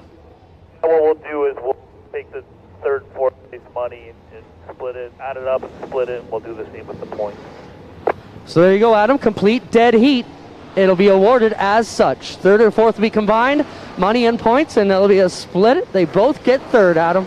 I demand Brett Stratford get his podium appearance. He was robbed. It's a travesty. No, that great decision. I mean, you have to take all the information that you've got. But just to follow that up, Adam, whenever it's close like that, Doug will pull both those cars into tech. They'll measure their transponder location to make sure they're in the exact same spot. They were in the identical spot with identical times, which makes an identical finish. That's pretty cool. Let's give you the starting lineup for the Middleport Mechanical Thunderstock feature event. Rolling off on the pole from Hagersville, the 93, is Melissa Miller. Starting second from Binbrook, the 427, is Tim Phelan. Starting third in the 43 from Hamilton, it's Kyle Landreth. Starting fourth from London, the 76, is Jamie Googe, but it looks like Jamie Googe is going to start at the back. Scheduled to start fifth from Burlington, the 97, is Ron Logie. Sixth from Harley, the 37, is Robert Hoskins. Seventh from Hagersville, the 75, is Ryan Berry. Eighth from Hamilton, the 25, is Ken Sargent. Rounding out the top 10 of the number 55 from Caledonia is Mike Thorne, with driver from Hagersville in the 93K, Mike Klazinga, alongside. Starting 11th from Canfield, the 32, is Mark Fawcett. Starting 12th from Brantford, the 13, is Casey Huffman. Starting 13th from Hamilton, the 07, is Scott McPhail. Starting 14th from Corbyville, the 2M, is Mark McDonald. Starting 15th from Caister Center, the 28D, is Donnie Lampman. Starting 16th from Jerseyville, the 53, is Logan Schwedick.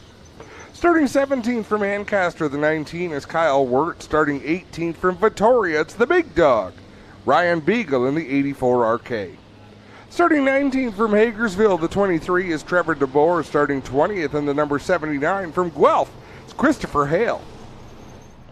Starting 21st from Hagersville, the 49 is Dave Bailey.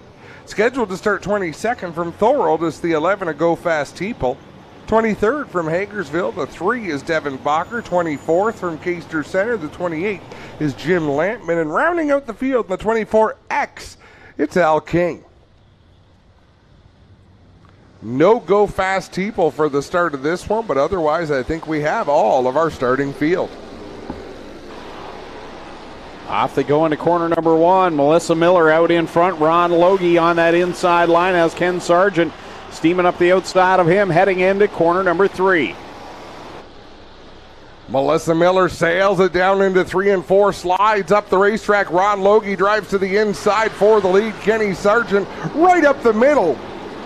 Slides up in front of Miller in the 93 for that second spot. Miller fighting back on the bottom, but out in front, it's Ron Logie. Miller up there having a good run in that second spot. Here comes Sargent now down to the inside of the number 93. On the outside line comes Phelan in the 427, and Rob Hoskins having a good fight there. Further back in the field, you got Dave Bailey trying to work his way through. Dave Bailey, Christopher Hale, Ryan Beagle, Logan Schwedick, some of the heavy hitters in this division starting to work their way into the top 10. Yeah, Logan Schwedick, Ryan Beagle right there. Down to the inside of Ryan Berry trying to catch Mike Klazinga. Big pack of cars there with 3 laps in, 17 to go. Logie with about 8 car lengths over Ken Sargent. Melissa Miller has settled into that third spot in the 93 machine. Then a 3-car battle for fourth. Robert Hoskins in the 37, Phelan in the 427, and Mike Thorne in the 55 looking for some good fortune. His first race as a married man.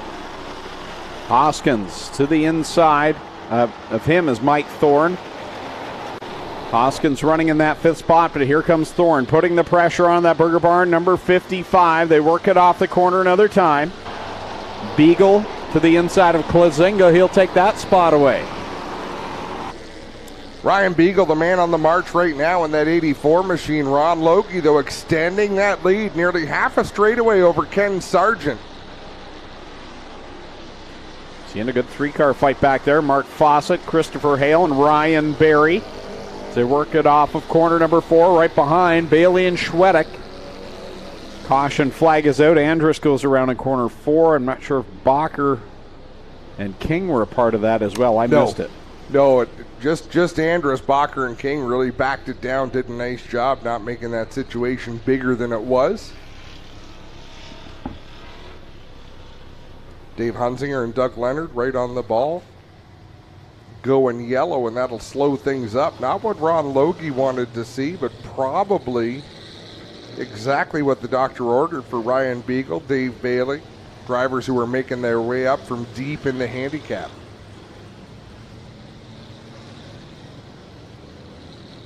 Dave Bailey comes in the point leader with 3 wins in 4 starts. Chris Hale, 2nd place in points. Trevor DeBoer, 3rd. Ryan Beagle, 4th. And the only other guy with a win this year, Kyle Wirt, rounds out the top 5.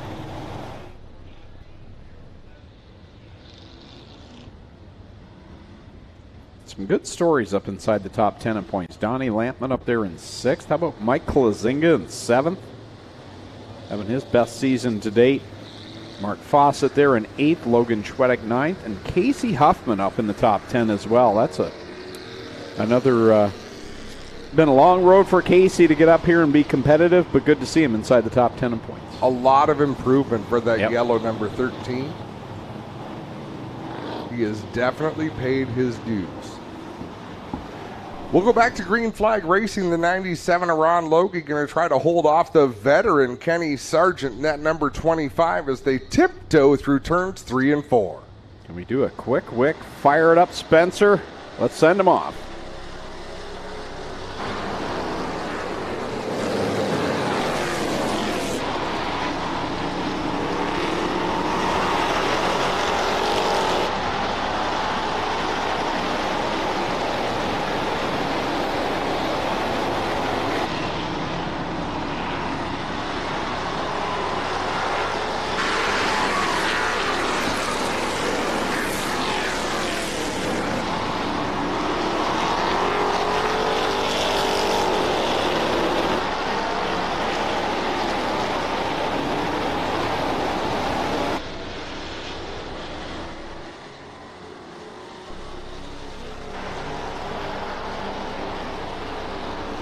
Well, Ron Logie's got that car hooked up tonight. Ken Sargent having one of his best runs of the season. They're in the second spot. Mike Thorne tucked behind them in third.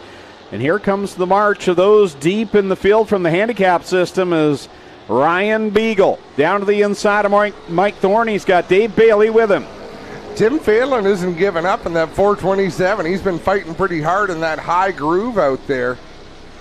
Don't know that it's going to pay off, but it's nice to see that there's no quit in the driver of the 427 machine. Mike Thorne up to the third spot, sticking a nose to the inside of Kenny Sargent as we reach the halfway point of this Middleport Mechanical Thunderstock feature event.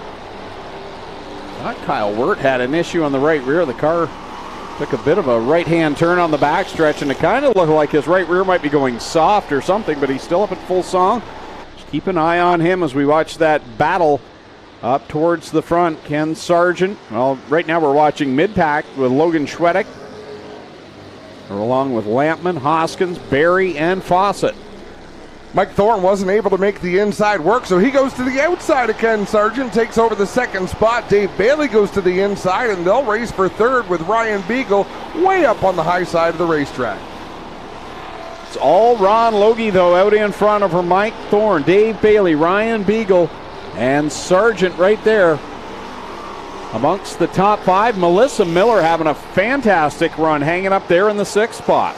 She is so. Mike Thorne trying to hold off Dave Bailey. Bailey right to the inside of the racetrack. What Thorne's been doing is letting that car slide up on corner exit, but keeping his foot in the throttle. It's working fairly well, but Dave Bailey, he knows how to make speed on a slippery racetrack. Bailey to the inside of the pesky Penguins frozen treat, number 55 of Mikey Bobby. Mike Thorne shuffles him back to third, and now Ryan Beagle will try and get by that machine, but Thorne holding tough on the outside. Dave Bailey comes up off the bottom of the racetrack there in turn number one. That opens the door to Mike Thorne. He couldn't quite drive that 55 through, but I'm not sure Dave Bailey is even closing in on Ron Logie. No, they're really turning identical lap times right now, and Logie enjoys that big half straightaway advantage. It's all Ron Logie right now, that number 97. This time by it'll be 4 laps left to go in that beautiful ride. He's got it hooked up tonight. Does Dave Bailey have time to track him down? We'll find out. 4 to go.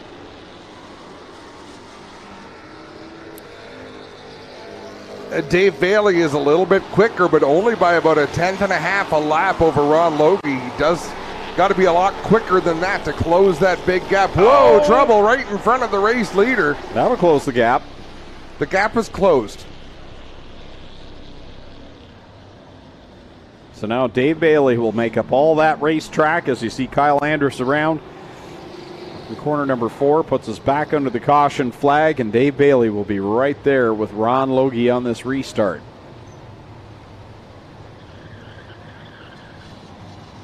Boy, oh boy. 4 laps left to go. The cream of the crop has risen to the top of this field. Mike Thorne is as hungry a driver as there is in this Thunderstock division.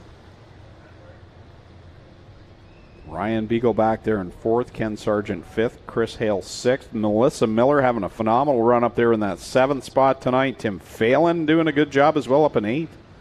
Kyle Wirt 9th, and Mike Klazinga 10th.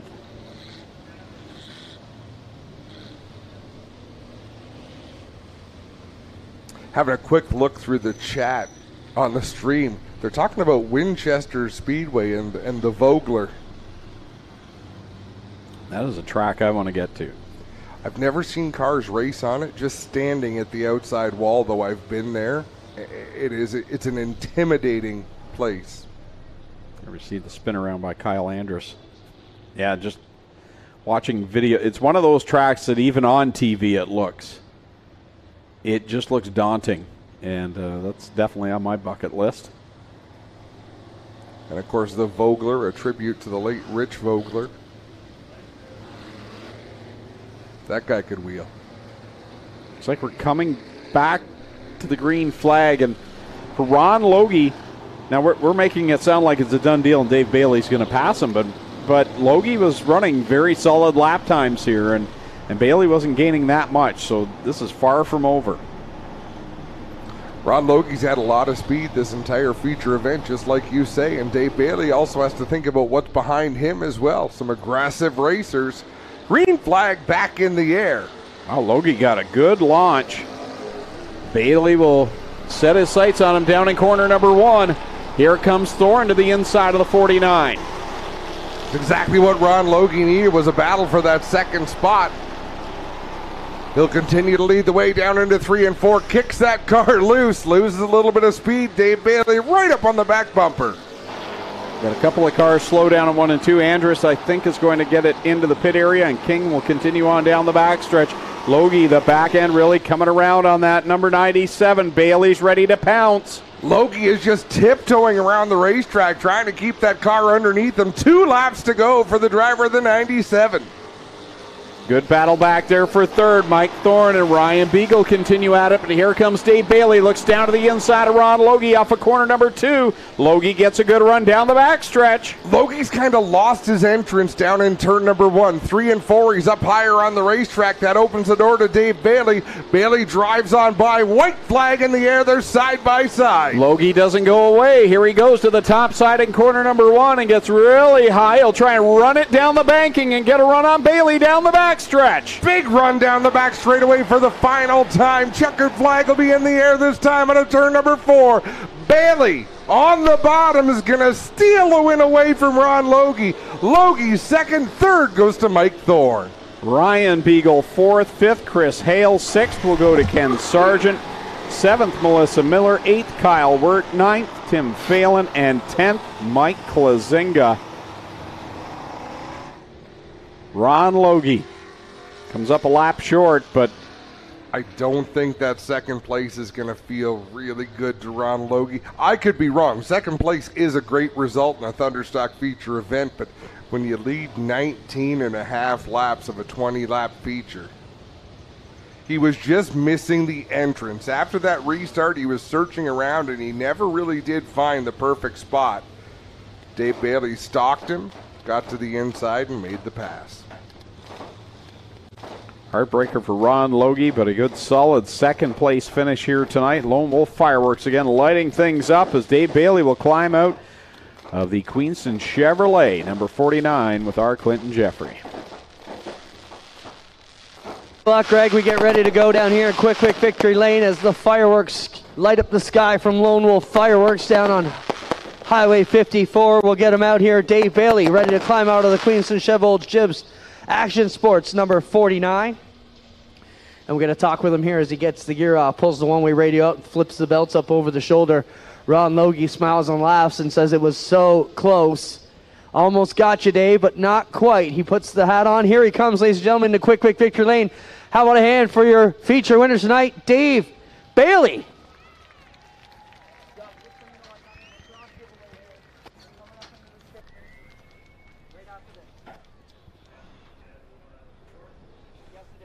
Well, Dave, solid run again. You know, Ron looked like he had you there, but that last caution really played into the hands of the 49 team. Yeah, he had that one, and he just, unfortunate luck with that caution coming out. We weren't going to catch him, but I could see the 55 running down underneath us. I figured the bottom was good, and I just didn't want to show Ron the bottom too soon because I learned from Mikey. So, yeah, awesome. Back to handicapping. Those races are fun. It's just a blast to run out here. Congrats, Dave Bailey picks up another win here in quick victory. Then we get over here with a newcomer to the Speedway. Ron, you almost had one there.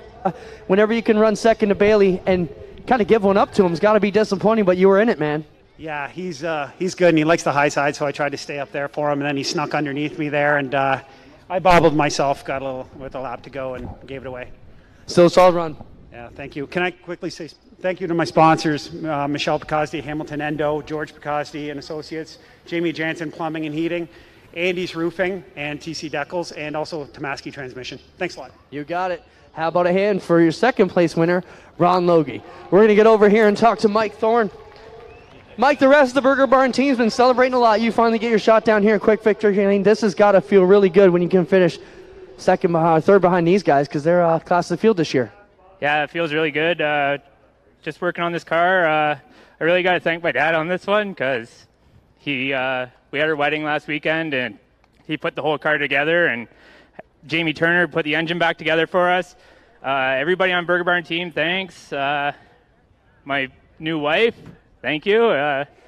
And most of all, I got to thank Burger Barn, Jason, Celeste, and you guys here on a Friday night. There you have it. Congrats from all of us here at Ohsweken. We're the problem, right? You met her here? They met at Ohsweken, I think, these two. Congrats. They get it done. 50-50 draw. You reach in there, pull out a winning number. Doesn't always work out. I met Adam at Ohsweken, too. You pull one out of there. I'll hold it up, Josh. We got our 50-50 winning number coming down $960 to lucky ticket number 413030. 413030, $960. All right, we have a quick giveaway to get through. How about a hill for the Hills Brothers Racing? Brando Stiers and everybody else helped out.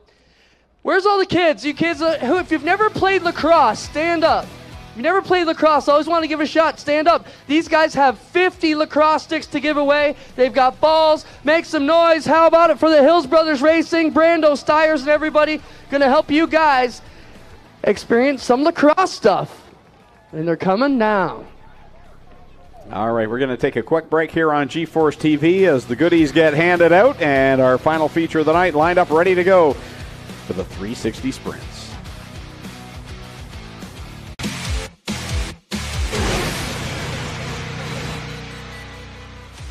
I've always had this spirit that I wanted to invent something new, and so when we got into clothing, I got immersed into it, and the only way that you really understand how to build clothing is to become a pattern maker. That pattern maker concept started becoming very interesting to me because I went, I can make this better.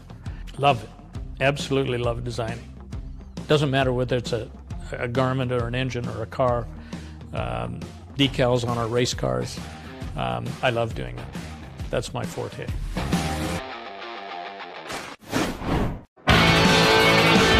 Well, good evening, everybody. Welcome to our weekly race chat. Adam Ross and Clinton Jeffrey are live and interactive every Tuesday night. Rivals Race Chat is your home for race discussion, debate, news, interviews, and more.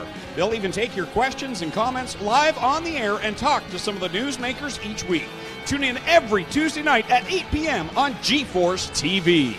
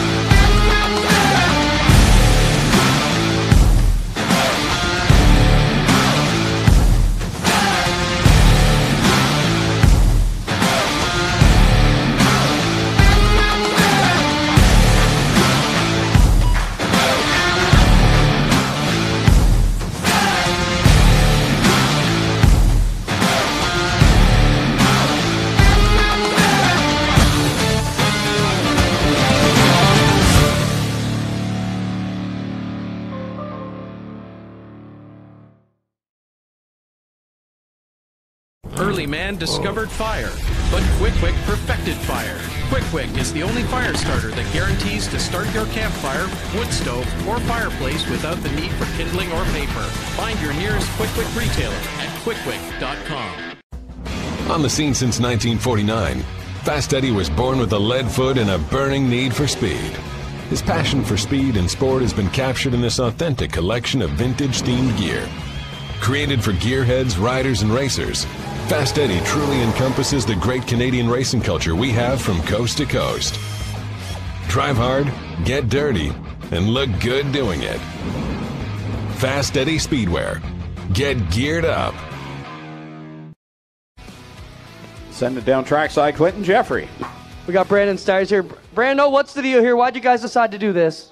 Well, you know, we're just trying to leave a mark. You know, we want to leave every day better than we found it. And tonight, you know, this is one of our ways we want to give it back. And I hope everyone that got a lacrosse stick tonight uses it, because that's the best medicine you can ever get. Right on.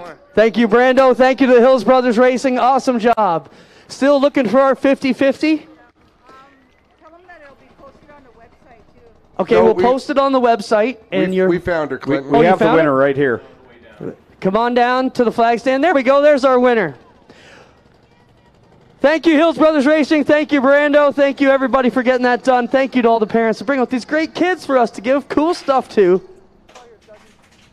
Thank you.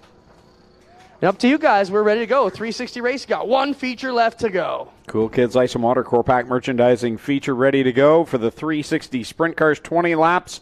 23 cars will make the call going from the pole from Hamilton, the 01K. It's Mikey Krutchka lining up on his outside from Mississauga, the 17X. The highlight man is Mac DeMan.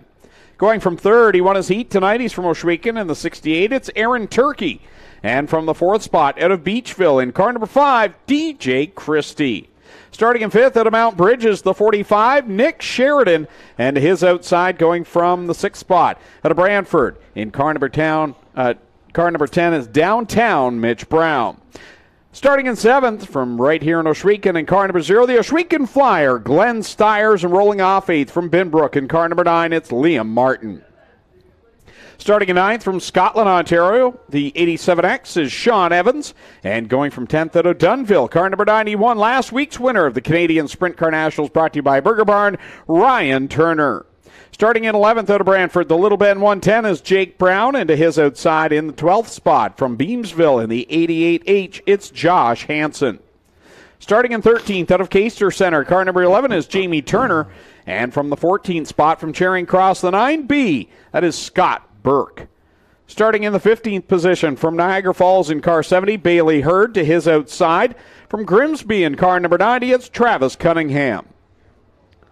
From Warrnambool, Victoria, Australia, car number 20, Braden Cooley starts 17th. And going 18th from St. Williams, it's John Burbridge Jr.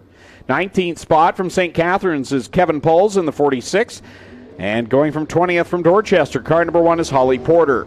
Starting 21st out of Brampton, the 70mm, Dave McKnight Jr. And 22nd out of Port Colborne, the 5D of Jacob Dykstra. And starting 23rd out of Tilsonburg in car number 13, Corey Turner. 23 cars, 20 laps for the Cool Kids Ice and Water Core Pack merchandising 360 Sprint Car feature event. Tip of the hat to Zigger Van Tile and the track crew for building a beautiful racetrack here tonight. It is wide, it is smooth. It's going to be tough to hook up on. We still need a winner on the 50-50. The ticket did not match. 413-030, 413-030. If you have that 50-50 number, please claim your prize. 413-030.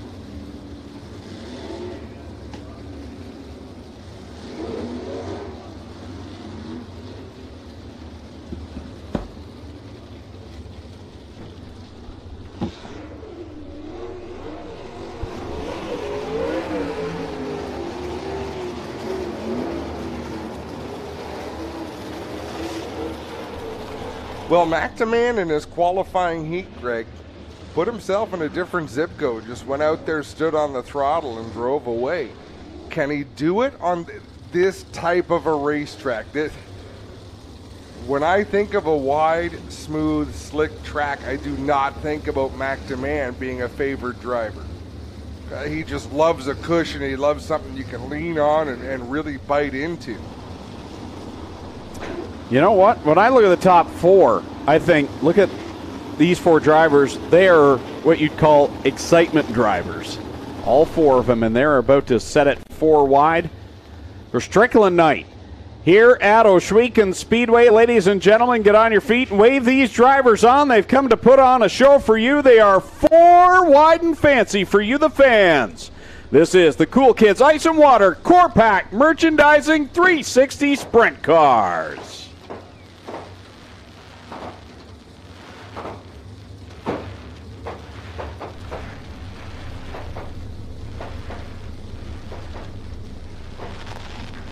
Do we do a 4 wide every week? We don't, do we? Just last week and this week. Okay, all right. Basically, when Doug feels like going 4 wide and fast. All right. No, and that's fair. You ever see something and think, is this normal? Like it kind of seems normal. But Yeah, you weekly. we've never left the honeymoon stage, Greg. Like we're We still strolling hand in hand through the history. Really?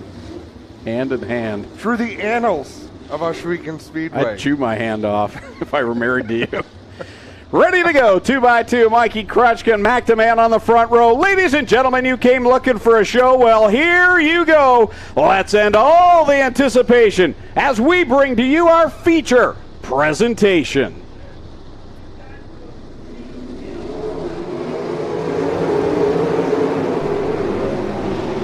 They rumble, bumble, stumble down in 1 and 2, and look at them all fan out.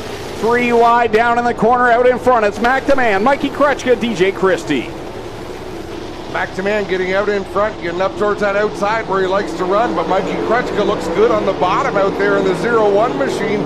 They'll battle side by side through 1 and 2. McDeman using that outside line. Crutchka digging on the bottom right now, the top 2 spots. Christie back there in third. You've got to go to Nick Sheridan there in the 4th spot. He's the first car about 2-3 lanes down. Further back, keep an eye on the Petro Plus number 13 of Corey Turner. He had to start deep in this field. He's made some aggressive moves there in the first couple of laps, trying to make his way through the field. I'll tell you, the driver I'm also interested in, Dave McKnight, is following him through. 3 laps on the board for the highlight man, McDeman. He's using every inch out against that wall on the backstretch. Mikey Crutchka tucked in line. He's about 5 car lengths back, another 10 back to DJ Christie, and Glenn Steyer's way on the outside, rolls it over the edge. Here comes Sheridan back by him. Steyer's ran out of racing room there just by a little bit. Nicky Sheridan gets around him, then slides up and starts using the same line Steyer's was.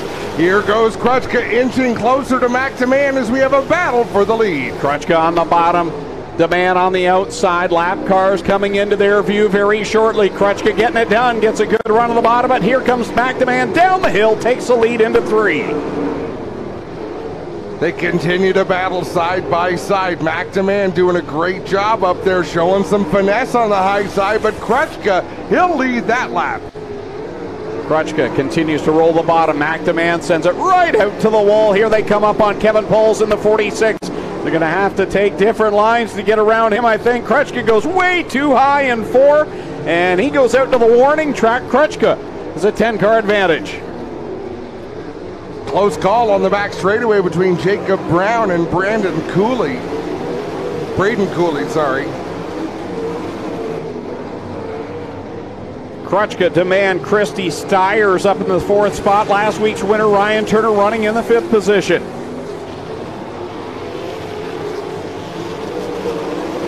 McDeman trying to close the gap on Mikey Crutchka, who's running the middle lane right now, trying to get by Scott Burke in the 9B, and DeMann still way out on that outside line. DJ Christie trying to close in on him. Even after Crutchka got around the race leader McDeman, DeMann really hasn't gotten away from the line he was running up on the high side. We'll see if he decides to explore other spots on the racetrack, but right now, Mikey Crutchka holding a pretty wheel in that 0-1 as we reach the halfway mark. And Crutchka right down along the inside wall. He's got Dave McKnight Jr. and Jacob Dykstra. Close call for them on the backstretch, and Dykstra will slide right up in front of McKnight. All of this right in front of leader Mikey Crutchka. Crutchka has to bite the brakes down into turn number 1. Dave McKnight, obviously no mirrors in these cars, no spotters. He has no way to know the race leader is right behind him, but just that slowdown allows McDeman to close the gap on Mikey Crutchka. Crutchka is there stuck behind Dave McKnight, and McDeman has closed the gap now 3 or 4 car lengths back, and they are duking it out in front of him. Jacob Dykstra now to the outside. His problems for Dave McKnight. He will break, it looks like, possibly on the backstretch, pulls it into the infield. That inside wall bit Dave McKnight there. That could have been catastrophe for the race leader, but look at this. We've got a battle for the lead. McDeman up on the high side of 1 and 2. He's about 10 car lengths back from Mikey Crutchka. Just about clobbered the backstretch wall. They've got the lap car of Jacob Brown right between them right now as they come off of corner number 4. It's Mikey Crutchka in behind Jamie Turner and Jacob Dykstra. right in front. Brown is right behind him, and then it's second place McDeman, who will clear the Little Bend 110, but the caution is out. Yellow flag flies.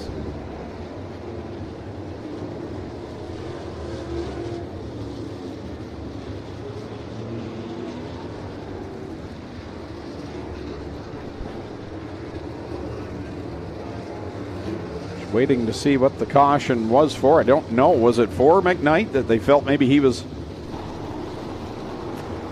If they felt he was in harm's way. Or do we have something maybe on the track? I see safety crew down in corner 2. And someone was out there. I think they grabbed something off the track there in corner 2 maybe. I saw one of the safety officials run back behind the block wall, so...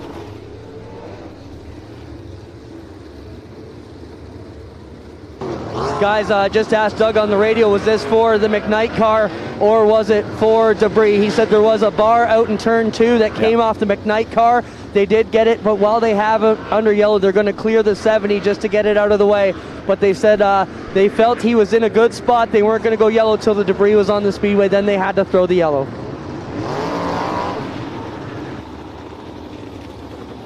Ask the question, get the answer. 6 laps left to go. Mikey Krutchka leads over McDeman, DJ Christie, Ryan Turner, and Glenn Stiers. 6th through 10th, we've got Liam Martin in the 9, the 10 of Mitch Brown, the 45 of Nick Sheridan, the 88 of Josh Hansen, and the 13 of Corey Turner. Corey's done some work tonight. Started 23rd up to the 10th spot. 11th through 15th. We have Sean Evans, Holly Porter, Aaron Turkey, Braden Cooley, and Bailey Hurd in that 15th spot. Also on the lead lap, Jacob Dykstra in the 5D runs 16th, Jamie Turner in the 11, and then you've got Jake Brown 18th. 1 lap down to the leader. Also 1 lap down are Scott Burke in the 9, the 46 of Kevin Pauls. Lots of options for these drivers, Greg. What more can you ask for? You got McDeman running way up the outside. You got Mikey Krutchka running down low on the racetrack, and every groove in between being utilized. We'll see what McDeman does here. Clear of lap traffic now, which really played into how close they were there just before the caution flag. That's gone. So can Mikey Krutchka pull back away from McDeman?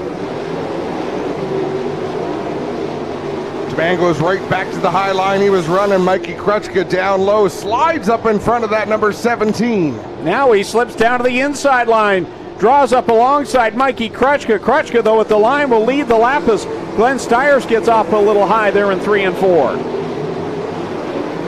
Corey Turner takes advantage, passes a couple of cars where you might give them back here on the bottom as they work down the back straightaway, but out in front it continues to be Mikey Krutchka with not a sizable lead, but a bit of a gap back to McDeman. Ryan Turner in the 91 running 3rd. 4 laps left to go. McDeman in 2nd. Last week's winner, Ryan Turner. He was just the car to beat from the drop of the first green flag, and here he is closing in on McDeman, and this could play into the favor of Mikey Krutchka. Corey Turner just threw a world-class slide job on Glenn Stiers down into turn number 3 to pick up the 8th spot out in front. Mikey Krutchka extending that gap just a little bit over McDeman as DeMan coming under attack from Ryan Turner. 2 more laps left to go for the Insta Insulation 01K as he heads down into corner number 1.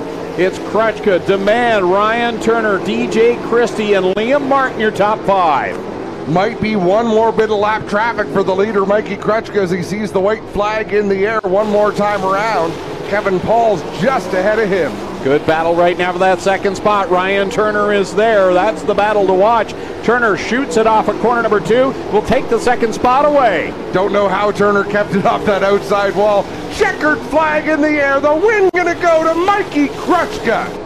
2nd to Ryan Turner. McDeman 3rd. 4th to DJ Christie. Liam Martin going to come home 5th. Corey Turner with a spirited drive to finish 6th. For the 2nd week in a row, I think Corey Turner is going to be the hard charger.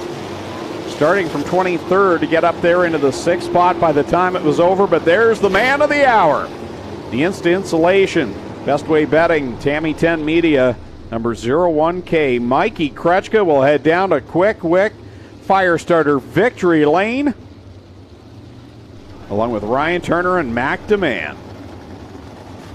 I want to thank Strickland's Brantford Chevrolet for presenting tonight's racing. Great night of action. Just past 10:30, a good quick night. Gave away 50 or 60 bicycles, 50 or 60 lacrosse sticks, 4 full action-packed divisions of feature racing, and done by 10:35, Greg. Hats off to the Speedway staff, to the race director Doug Leonard, Zigger Van Tile for prepping the racetrack. We're going to see, and I hope he doesn't crack his face when he smiles, but I think Mikey Krutchka is going to be happy down there. He's getting unbuckled down there as Lone Wolf Fireworks lights it up for Mikey Krutchka. Mac DeMann coming in to talk to Mikey. Ryan Turner with a good drive up at the last minute to second. Well, guys, Mike started out his year driving the Stelter car, a string of 18 place cars, finishes for him, packed that in, said, I'm getting back in my own ride and going home, and here he is in victory lane. He'll get it done ahead of Mac DeMann, and Ryan Turner gets a big hug from Ryan. Mac in there as well. Mikey's sort of the older statesman here with these guys, and he'll climb up top and give you a salute. How about it for Mikey Krutchka gets it done here tonight?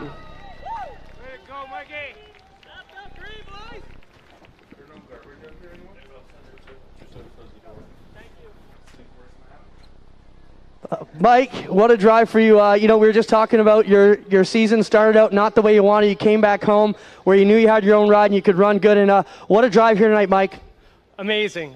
We made the redraw, and that's the most important thing. We drew the pole, and I just did my thing, man. I just tried to roll the middle, be smooth, and once I got by Mac there, I didn't even look up the scoreboard. I didn't want to see a 91 or a 13, and those guys are so awesome right now. So I just kind of kept focused, and I want to say happy birthday to my nephew Jack, working the camera here. That's awesome. I want to say thanks to my guys, Jason Green, Greg Wilson, and his boy Ryan. And I'm going to read my car because I'm real bad at this, and I don't want to miss anybody. So Instant Installation, Design Space Trailer, Nitro 54. Thanks to Dan Anacoke. If he didn't help me out last week, we wouldn't have been here last week or probably this week. Best Way Betting, Remax, Mike Wells over there. Peter Martin Heating and Air Conditioning, Creative Edge, Steve does some awesome stuff. Tammy 10, thank you, Clint, and O'Neill's Farm and Garden. Yeah, baby, it's been a long 5 years. Mikey gets it done. We'll get over here and talk to Ryan Turner.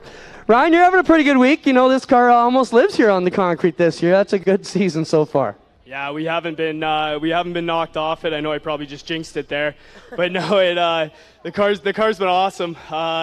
The crew behind me here has just been killing it with the car. We struggled a little in the heat race, started further back than we wanted. Obviously want some more cautions there to get a couple chances at Mikey, but no, he looked really good there. But I would have loved to battle for the lead there. Can't thank Jason and Celeste Hill enough. They give me the best piece of the track to rip, and I'm finally glad we're putting it on the pad for them almost every night. I gotta thank my wife Jenna.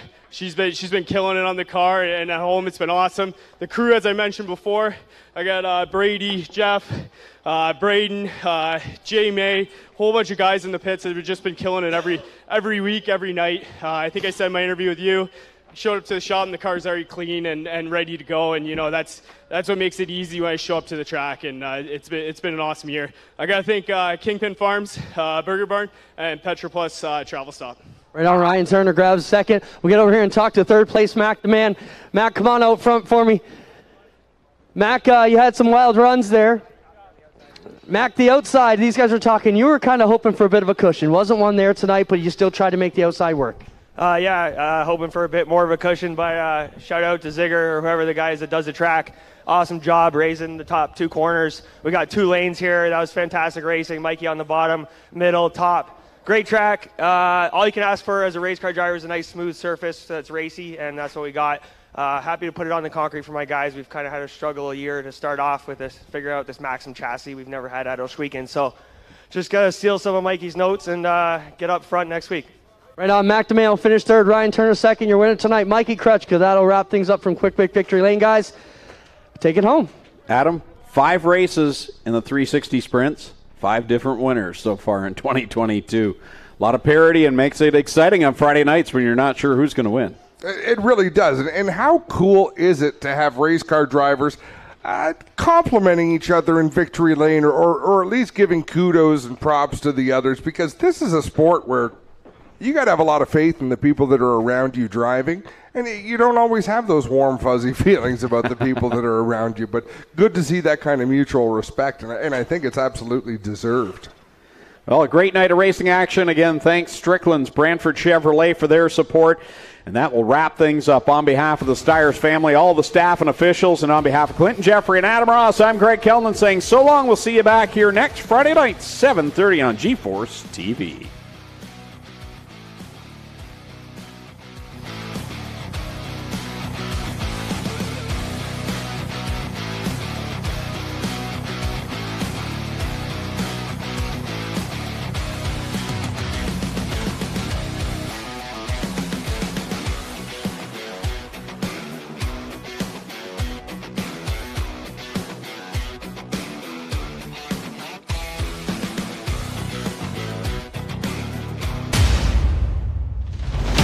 Copyrighted broadcast may not be reproduced, retransmitted, or used in any form without the authorized written consent of GeForce TV.